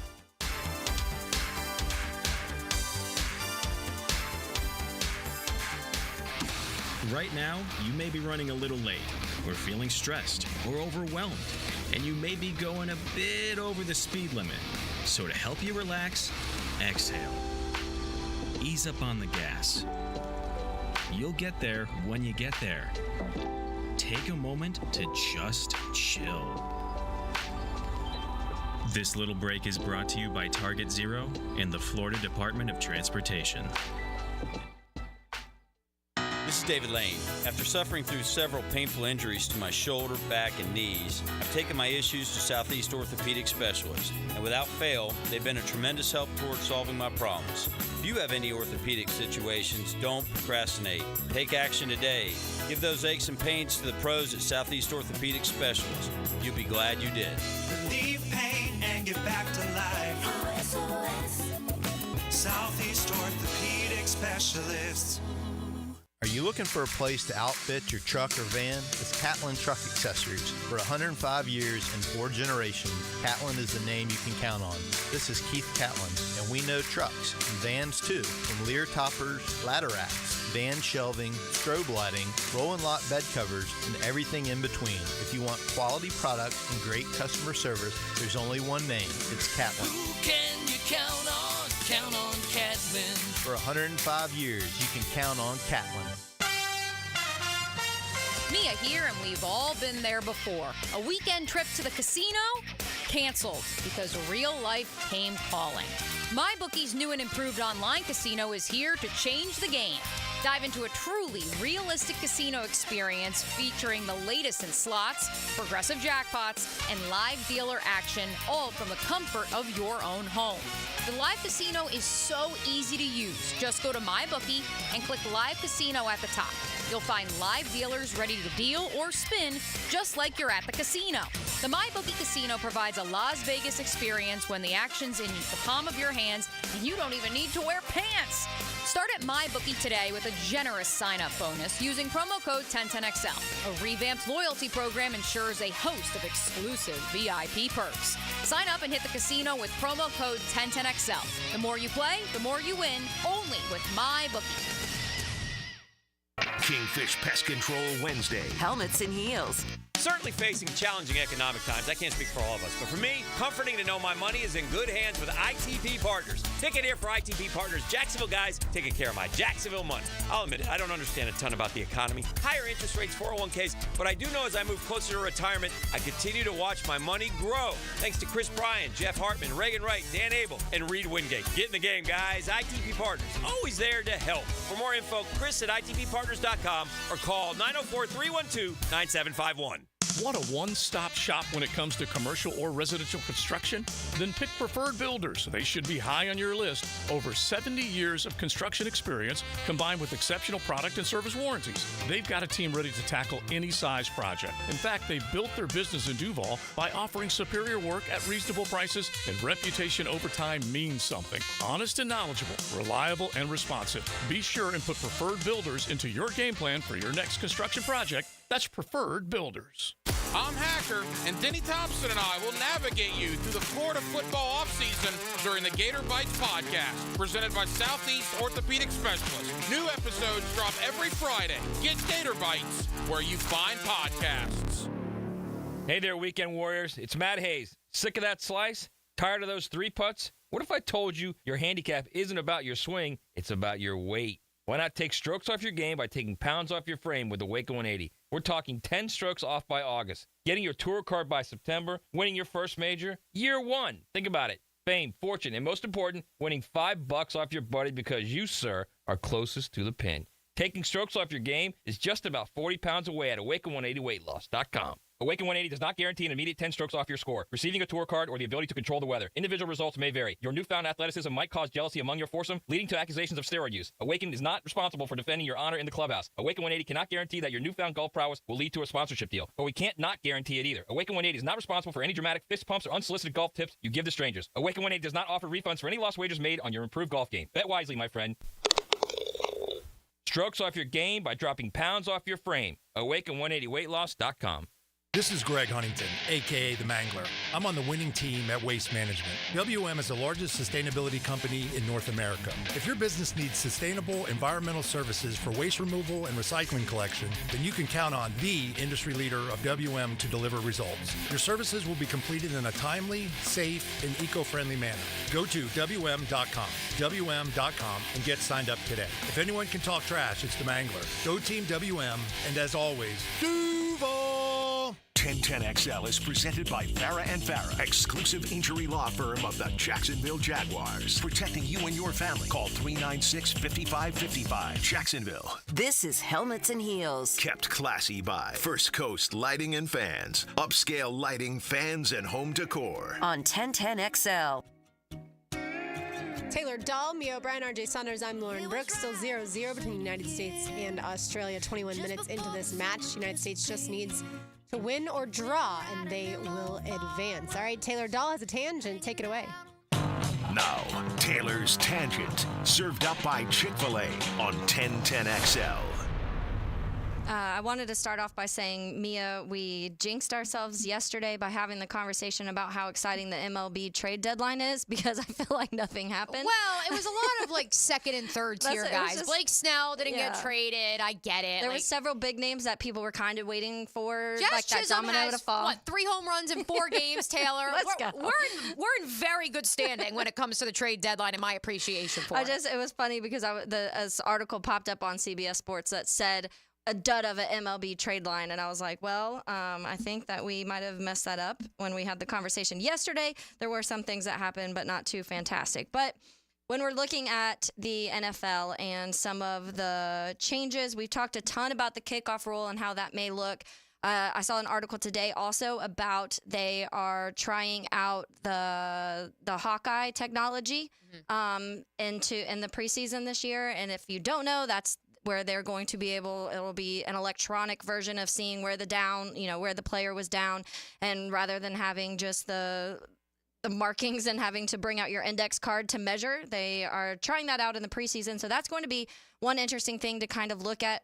they went, the article I was reading about it just said there's a lot of things that they're obviously going to have to work out because every stadium's dimensions are different, and the layout and where their press box is and where all of, all the little tools that they need to make this work are in different places in every stadium. So it's not like they can create something and say, okay, this is going to work.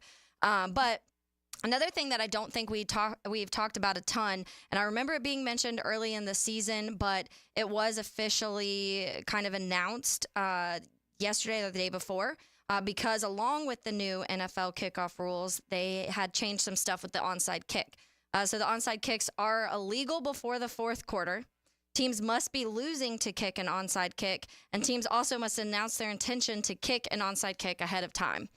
In my opinion, just like don't just get rid of the rule then, because it's very odd to me that I feel like most of the time when you kick an onside kick anyways, it's usually because you are losing. I know there's the weird quirky ones every now and then, but waiting until the fourth quarter, obviously, usually it's late in games. Every now and then you'd see it outside of that. And then you can tell most of the time when someone's lining up that they're going to be doing an onside kick. But it's just interesting to me that they're like, hey, here's all of these things. You can only do it in these very rare circumstances. And also just make sure you tell everybody that you are doing it. And so at that point, I feel like they just don't want the onside kick. The NFL doesn't. And I know it's for them, they're probably going to say safety reasons. But it's a very odd change that I think is going to... not that we're going to notice a ton, because obviously we're only going to ever see them in the fourth quarters now, but it is going to be one of the things where something going to pop up on the screen and be like, onside kick about to happen. Like, is it going to be one of those things, which I just think is odd. But yeah, it's just some of the things that the NFL are changing some of these rules for player safety and other reasons. They want more scoring opportunities, things like that. So it's going to be definitely an extra element that we're going to have to keep in mind as the games go, that you can't just onside kick whenever you want now. Yeah, I don't think that people are going to pay as much attention to it because of the whole new kickoff rule and how different that's going to look. But you're absolutely right. You shouldn't have to announce that you're going to do that. Just like they have to announce, when a certain offensive lineman's eligible. Like, I'd rather them not have to disclose that and then mix it up and we can see some more big man touchdowns. From the text line, because we love involving you Heeligans in our conversation, from 910, put the ball at the 25 and let's go. Make up some 4th and 20 rule for onside kicks and be done with it. Yes, I definitely think there's a way that they can make it exciting again, like they're trying to do with the kickoff, but this is not what it is. This is not doing that, in my opinion. Yeah, by the way, Australia had a really nice opportunity earlier, but thankfully the ball went wide of the goal, and they basically just tried to take out Lindsey Horan. But the ref said play on, which always annoys me. I felt like it should have been a penalty there. But like I said, still 0-0. I have a very important piece of breaking news to continue our conversation surrounding DJ Moore. Mm-hmm. That just happened. Brought to you by Florida Home AC, the official air conditioning partner of the Jacksonville Jaguars. He has informed our friend Courtney Cronin of ESPN Taylor that he celebrated his contract extension with an 8-piece family meal from Popeyes. One of us. I literally just quote tweeted my spirit animal because I'm obsessed with Popeyes, and that would probably be something I would do. But no, fantastic. You would choose a different chicken restaurant. Yes, I would. Maybe Chick-fil-A, yes. But it is hilarious that you just make $110 million and just go through, slide through a drive-through. Like we talked about last week with Culver's. Yes. And honestly, it warms my heart. We love our friends at Chick-fil-A, by the way. It warms my heart because in a world in which these men make millions of dollars, they can have private chefs. They can have someone cater their food. When I see the wholesomeness of, I just went to the drive-thru and picked up something, With Trevor hanging out at the Waffle House. Right, exactly. It just warms your heart. Yeah. It warms your heart because they are people too. Speaking of Chick-fil-A, Taylor, what would you like, or which caller would you like to give today's lunch from the ladies away to? Yeah, let's do lunch for 2 to caller number 2. We'll do 641-1010. Give us a call, and you can win lunch on us today. That's right. All right, Billy Napier had a couple interesting comments yesterday. We will let you hear from him. One segment to go here on Helmets and Heels on 1010XL 92.5 FM.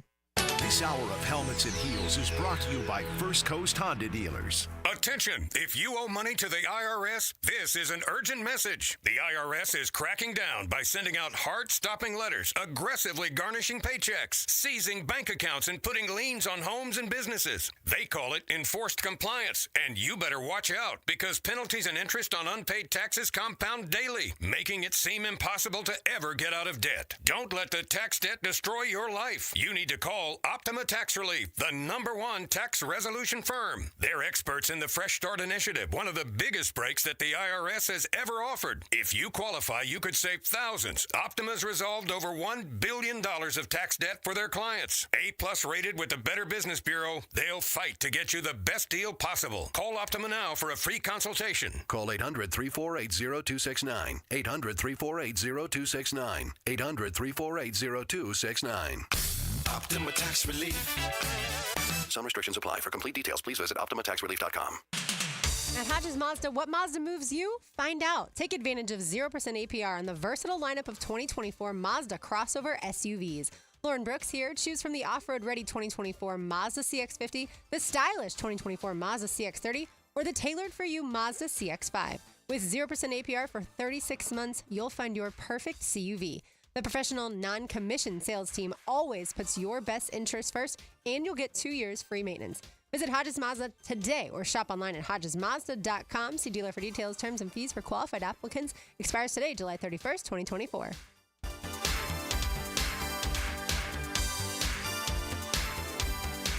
15,000 workers. I'm Brian Rose from Remedy Staffing. We survey 15,000 blue-collar workers each year to better understand what drives quality and dependability in our workforce. The survey shows when looking for a new job, the initial pay rate, job security, and safety while working are the most important factors for hourly workers.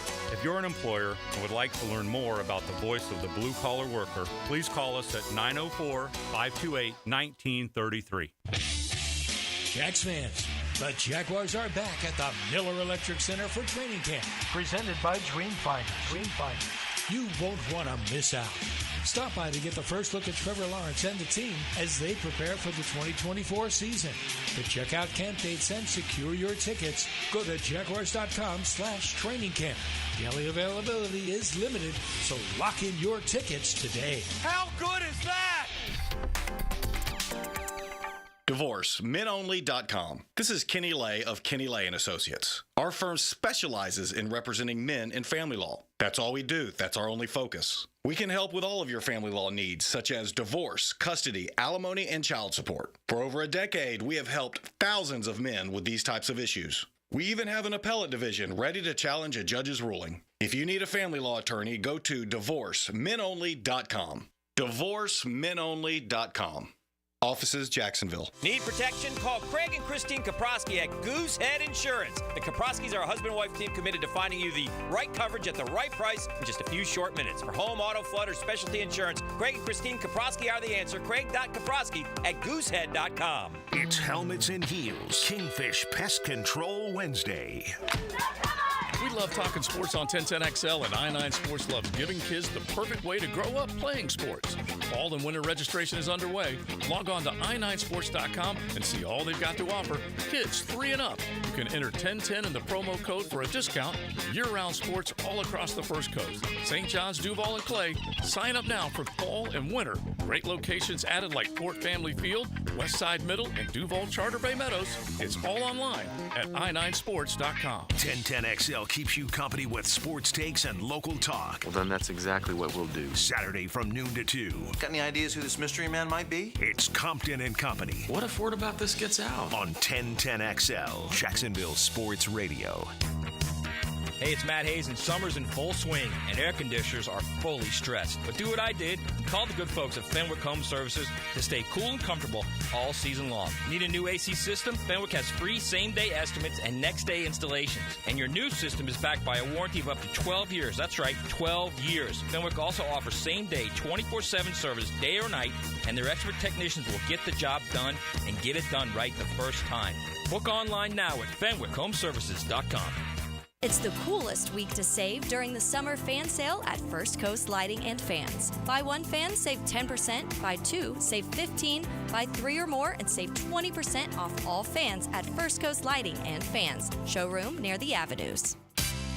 Mortgage rates are down. Yep, they've been dropping big time. So it's a great time to call Loan Pronto. Hey, Prosser here.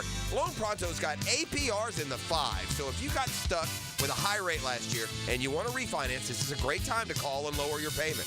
Or it can use this opportunity to get cash out of your home's equity and pay off those credit cards, personal loans, car loans, other high rate debt. Loan Pronto can help you use these lower rates to get the cash you need in a matter of days. You can do a full refi, or you can do an Equity Express line of credit. Homeowners who call Loan Pronto typically cut their monthly payments by $850. Bottom line, your home value's way up, mortgage rates have come down, making this a great time to act. So call today for a free 30-second rate quote. You may be able to skip your next two house payments by calling 904-999-1508. That's 904-999-1508 or loanpronto.com. Equal housing lender, NMLS 1661781. Subject to lender approval, MLS, consumeraccess.org. This is Dr. Kevin Kaplan, head team physician for your Jacksonville Jaguars. Here's the latest update on the Jags, brought to you by Baptist Health and JOI. Offensive coordinator Press Taylor met with the media this morning and spoke highly of first-round draft pick wide receiver Brian Thomas Jr., improving every day at camp physically and mentally. Yeah, I think we've seen from the day he got here, he's gotten better every single day. And that's all we're looking forward to. I mean, we don't need him ready to play week one today. We need him ready to play week one. So we just want to continue to see little bits of growth every single day with him, with his understanding, with the way he plays, the physicality he's seeing from our DB group. So he's getting challenged. He's getting challenged physically. He's getting challenged mentally. And so far, every day he's gotten a little bit better. And that's what we just want to continue to focus on with him and all our guys as well. Sound courtesy of Jaguars.com. I'm Molly McDonald with your Jacksonville Orthopedic Institute Jaguars Update. 1010XL is presented by Farah and Farah, exclusive injury law firm of the Jacksonville Jaguars. Protecting you and your family. Call 396-5555. Jacksonville. You're listening to Helmets and Heels. Illuminated by First Coast Lighting and Fans. On 1010XL. Mia O'Brien, Taylor Dahl, RJ Saunders, I'm Lauren Brooks on this Wednesday afternoon with you. The United States battling Australia in women's soccer right now. Are we wishing we took the under right now of that 2.5 total line? Not yet, just because there's so much left to play. 35 minutes in still, and there's been multiple opportunities that the United States has had. One opportunity, like I said earlier, for Australia, but the United States just had a really good opportunity. Just couldn't get the ball in the back of the net. The good news is they're already on to the knockout rounds, which is a far cry from where they were in the previous Olympics and previous World Cup. Yes. All right. So Florida head coach Billy Napier met with the media yesterday, chatted for about 25 minutes. And as most people who listen to Napier know, he's usually long-winded in his responses. But he was asked about how close the Gators are to turning it around. We've been really close. I think we have experience. We've got a core group of players that are coming back. They've tasted it. They've been right there in those fourth quarter games. Back-to-back years down the stretch, we haven't quite finished the way we'd like to. And I think ultimately that's the motivation behind this, is they know it's just right there. Do they know it's just right there? I hope so. He keeps saying it, and I've heard from people in Gainesville within and around the program that they are more cautiously optimistic than perhaps the national conversation, even perhaps the regional conversation up here in Jacksonville. And look, if we're going to say that the Jacksonville Jaguars are powered by how last season ended and they have a sour taste in their mouth, we can't also sit here and say that the same isn't true at Florida just because it was such a roller coaster ride as opposed to just an absolute debacle at the end of the year. And it was a young squad. And whether you agree with him or not, Billy Napier wants to build this thing the old-fashioned way from his mentor, Dabo Swinney, granted, while still using the transfer portal, unlike Dabo, and utilizing NIL dollars. But he wants to bring in his guys. He wants to bring in young 4- or 5-star players, develop their talents, and we have to wait until they reach that matriculation of their sophomore, junior, senior year to truly know what he has. I agree with those of you who say that's antiquated. We see Brian Kelly turning LSU around in a year. Billy should be doing it quicker. This is how he wants to build it. He wants high-character guys above all else, And if they really are that high character, then I have to say that I agree with Billy here, that there has to be some sort of, hey, now is the time. We have the group. We don't like how last season ended. This is where we turn it around. Yeah, and not saying LSU doesn't have this, because they definitely do, but Florida also is such a hot spot of recruiting, and I think that guys like Mike Norvell and Billy Napier and Cristobal all realize that you can get guys there. We talked about the stat of Florida has the top 5 most drafted players into the NFL for the 8 of the last 10 years. So they realize there's talent there, and why not kind of find that talent, develop it on your own, while also using the portal when you feel like you need to. And that's one of the things that Billy Napier also said in this recent presser too. He said that this has shifted a little bit. There's 17 starters returning this year, and he said that's 41,000 snaps that have experience now coming back to the Florida Gators. And so that is a shift from the last couple years of what we've seen with Billy Napier, because we talk about last year how young they were, but now you do have experience. You have guys who have this amount of snaps. You have 17 starters returning. The excuses start to fizzle out at this point for me. And that's where I think and I know a lot of people are like, if they win 5 or 6, it's going to be a successful season because of their schedule.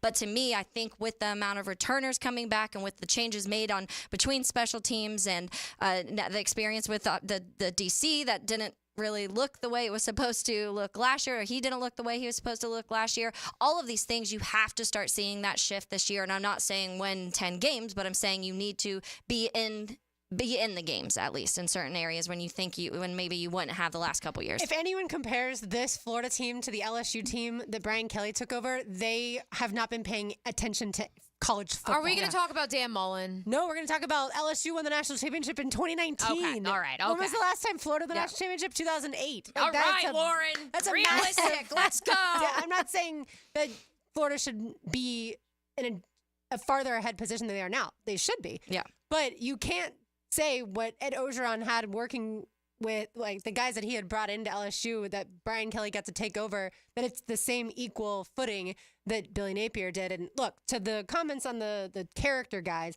nobody cares. Like, I understand that everyone does want their own child to be raised in a great environment and raised to be a good man and all that stuff. But as far as fans caring about their football team winning or losing, fans only care about winning, and they don't care if it's another 5-7 season, but these guys had the most service hours, right? Like community service. Fans don't care about that. Eventually, when we talk about, like, for example, Georgia and all the issues they've had, though, and how this is starting to mesh with NIL, eventually that will start to affect these guys, because they won't be able to play if they're getting in trouble off the field. And so I think that's a positive thing, because the character is going to matter, because they're going to lose their NIL deals, or they're going to lose playing time, or they're just going to transfer too. Yeah. But Georgia, I mean, right now, Georgia fans think they don't care about the arrest. Well, that's what I'm saying. Right now, not. no, but eventually it's going to change. When we talked to Christy Dosh about it, she said it's going to be written in deals to where these guys are. They can't. If you talk to anybody at Georgia, they'd tell you those boys are high character boys. They just made a wrong decision, Lauren. Yeah, Come on now. I mean, some of the driving ones are those bad decisions. Yes. The most recent arrest, I'm not going to comment on it, but I'm not going to say that that's a one bad decision. Look, we've all been young before. One bad apple, right? I'm literally just saying this in jest. Right, yeah. To play devil's advocate. Look, if that's what you're hanging your hat on, though, as a head football coach, is the character you're building, not focusing on winning football games. And look, Napier's focused on it, sure, but he made decisions and his team made decisions last year that lost them football games. Correct, and that's what 910, one of our Heeligans on the text line, just noted. I would feel a lot better if coaching didn't lose at least one game last year. That's great that your players have developed and they are 1 year further along in their college career and their development, and so therefore maybe that helps you win one game. But because you don't have a coordinator or someone addressing a specific issue on the field, or, I don't know, saying how many players should be on the field at a given time, does that then subtract another win? And all of a sudden, you're right back where you were. Oh, and by the way, you have a more difficult schedule than you did last year. Yeah, perfect segue into Billy Napier on the new hire of Joe Houston, not Justin Houston, the football player, Joe Houston, and he will fix the special teams organizational issues. We've had organizational issues that obviously is well documented, so we needed to get better in those areas. And I think Joe has provided good sounding board. His working relationship with Coach Couch, and now the fact that those guys, the gloves come off and they're on the grass and can give instruction on the field, I think is going to be a huge advantage for us. Yeah, Houston comes from being with the Patriots for 4 seasons, and the fact that he's there to fix those organizational issues, certainly that should make fans feel a heck of a lot better. And I was looking down when I believe the United States just scored, so I'm not sure who scored. Oh, yeah. But that's exciting news to go up 1-0 in Australia. Check. We'll figure it out. But yeah, those special teams issues were massive, and he said they were, quote unquote, well documented. Well, yes, of course they should have been well documented. Corner kick for the United States that led to that first goal, and Trinity Rodman, it looks like, was able to finish it. Now I think it's a question they're just checking for offsides. Yeah, good corner kick by Roosevelt. She does a great job. I think Trinity, the problem, again, and this speaks to what I ranted and raved about on Monday, Lauren, the attacking mindset that you see from this young United States women national team's core is the first I have ever seen from any soccer team, men or women, in a red, white, and blue uniform in my lifetime. Because that's a situation where it's just so easy to see the ball bouncing and not react. And in reality, it's fair game. If the ball's there, the goalie's not making a move towards it, go. Just tap it in. That's all you got to do. And for so long, we have not seen that from the American side for either the men or the women. And so, again, this is a prime example. It's a little thing, but the mentality is just different under Emma Hayes as the head coach. Yeah, so back to Napier as far as the comments on Joe Houston. It shouldn't have taken an outside hire to fix the issues 3 years into it. Yeah. And yeah, that's something we've talked about a ton and that's why I do think when I talk about, yes, you have all of these starters returning and all of these other things, but I think a part of that too is that Billy Napier also has to prove that the in-game situational football on himself has to improve too, because I think that if the Gators win that 5 or 6 games, but like Mia said, they could have won 2 more if Billy Napier would have made different decisions, then this is a conversation at the end of if Billy Napier needs to go or not. Yeah, it's all going to be determined. I guess I'm to the point where I'm tired of the narrative of whether or not he's on the hot seat and when should he be fired and all those things. Like, let it play out. I do think they are a more talented team than they've ever been under Napier. But are they talented enough to beat teams like Miami and UCF and Tennessee early in the season? That's going to be the biggest question. Has the offensive line and defensive line improved enough? And the defensive line was average. I'd say offensive line was below average last season. But have they become units where the likes of Texas A&M, Mississippi State early in the season, Florida in theory should be more talented than both of them because the head coach has been in place now for this is his 3rd year, and because, like you said, Taylor, the recruiting hotbed is certainly more here than Mississippi, maybe not Texas, but those programs have had a lot of turnover. Napier his program should be more successful than those. They should, in theory, be off to a 5-0 start. Yeah, but a lot of people don't think that's what's going on. Or at least in the conversation where you're not saying they're nowhere near, LSU, Alabama, Georgia, Ole Miss, and we're talking about them being in that bottom 9, 10, 11, 12 of the SEC, at least getting towards being like they're closer to that top than the bottom. But right now, I don't feel like they are. Lauren, when you say they should be, is that based on virtue of the resources? Is that based on virtue of the legacy of the program? Because we just discussed, if we want to look at the short-term history, should Florida be in that conversation? Because they haven't won a national title in X amount of years, and they certainly went to 3 New Year's 6 bowl games under Dan Mullen and an SEC championship game under both McElwain and Will Muschamp. But does that translate to they should be in the conversation? Well, the fact that had it been a 12-team playoff, if you look back over the last 10 years, they would have been in the playoff 3 times. Correct. I think that, yes, you can have that conversation because what people forget is, yes, Georgia has reached the highest peak of college football. Georgia's going absolutely nowhere. But as of 4 years ago, our conversation was Georgia can't win a national championship. Georgia hasn't won a national championship since 1980, right? So 1981. And then the right coach came along. And so it can shift. And that's where you always have to take the macrocosm view of it and say, is this the right, to your point, Taylor, is this the right coach? If he's the right coach, then in year 3, things do start to turn around. And you don't compare yourself to the likes of an LSU where, yes, it was turned around quickly. We'll see with Alabama now, Kalen DeBoer. But you don't compare yourself to those schools. You look more towards the future and say, have we gotten to the place where we need to be? And is the program going in the right trajectory? That's the question that Billy Napier has to answer this season. And if the answer is no, then certainly we shall see. All right, time to cool down. RJ, hit it. Now, the cool down with Donovan Air Electric and Plumbing, keeping Jack's cool since 1987. I got a little delayed at the stadium on my way, or I guess I should say the Miller Electric Center on my way in, because it was the longest practice the Jaguars have had so far through 1 week of training camp, about 2.5 hours on the practice field. I thought it was the hottest day as well. So a couple other little notes. We mentioned Elijah Cooks as a guy who we hadn't really seen flash yet. We certainly did see that. I did think Parker Washington's catch from Trevor Lawrence, which also speaks to that mindset of Trevor needs to get reps with everybody. I thought that was equally a play of the day at camp this morning. But a bigger picture conversation for me was in the one-on-ones between the wide receivers and the DBs. I was very critical. I will raise my hand, and I know I was not alone on the Superstation this past weekend to say, either online or here on the air, that I had concerns about the fact that wide receivers were not creating separation. They were not running free away from defenders through the first 4 days of practice. I understand it's one-on-ones. It's simulating an actual game. In the team periods and in that period in particular, Lauren and Taylor, I did feel like I saw wide receivers who, through their route running, could create separation. That is an important development, not just for the Jacksonville Jaguars, but big picture in the NFL. Heck, let's go back to the Gators. Ricky Pearsall, largely drafted by the San Francisco 49ers, because the feedback that Kyle Shanahan got was, you have great wide receivers, but none of them can actually beat me in a foot race and win via the route tree. And Ricky Pearsall can do that. So it's a small sample size, but in those one-on-ones, I just really came away from it, whether it was Parker Washington or Elijah Cooks or whoever it was. The footwork was off the charts, couple double moves, very encouraging moving forward.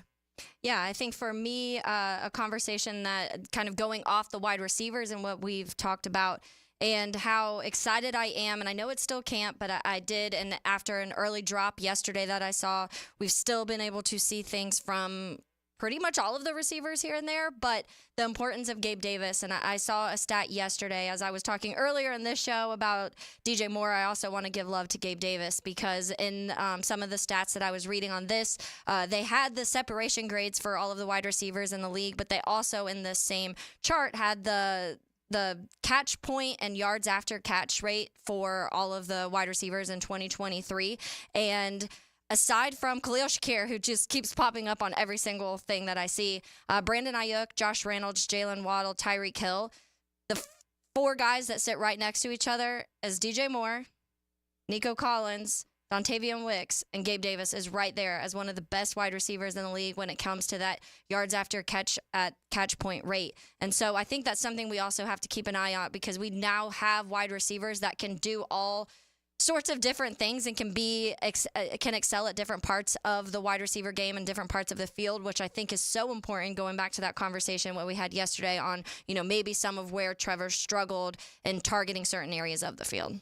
VAR confirmed the goal, so the United States does lead Australia 1-0 nearing halftime. My takeaway is that it was chippy at practice today, and certainly Matt Hayes and Leon Searcy and Joe Cowart can all speak to that as they were out there at practice. That's going to do it for us. We are not on air tomorrow. You will catch us on Friday. These heels are made for talking, so we will talk to you on Friday, but don't go anywhere. XL Primetime is next. For Mia O'Brien, for Taylor Dahl, for RJ Saunders, on 10 to XL 92.5 FM.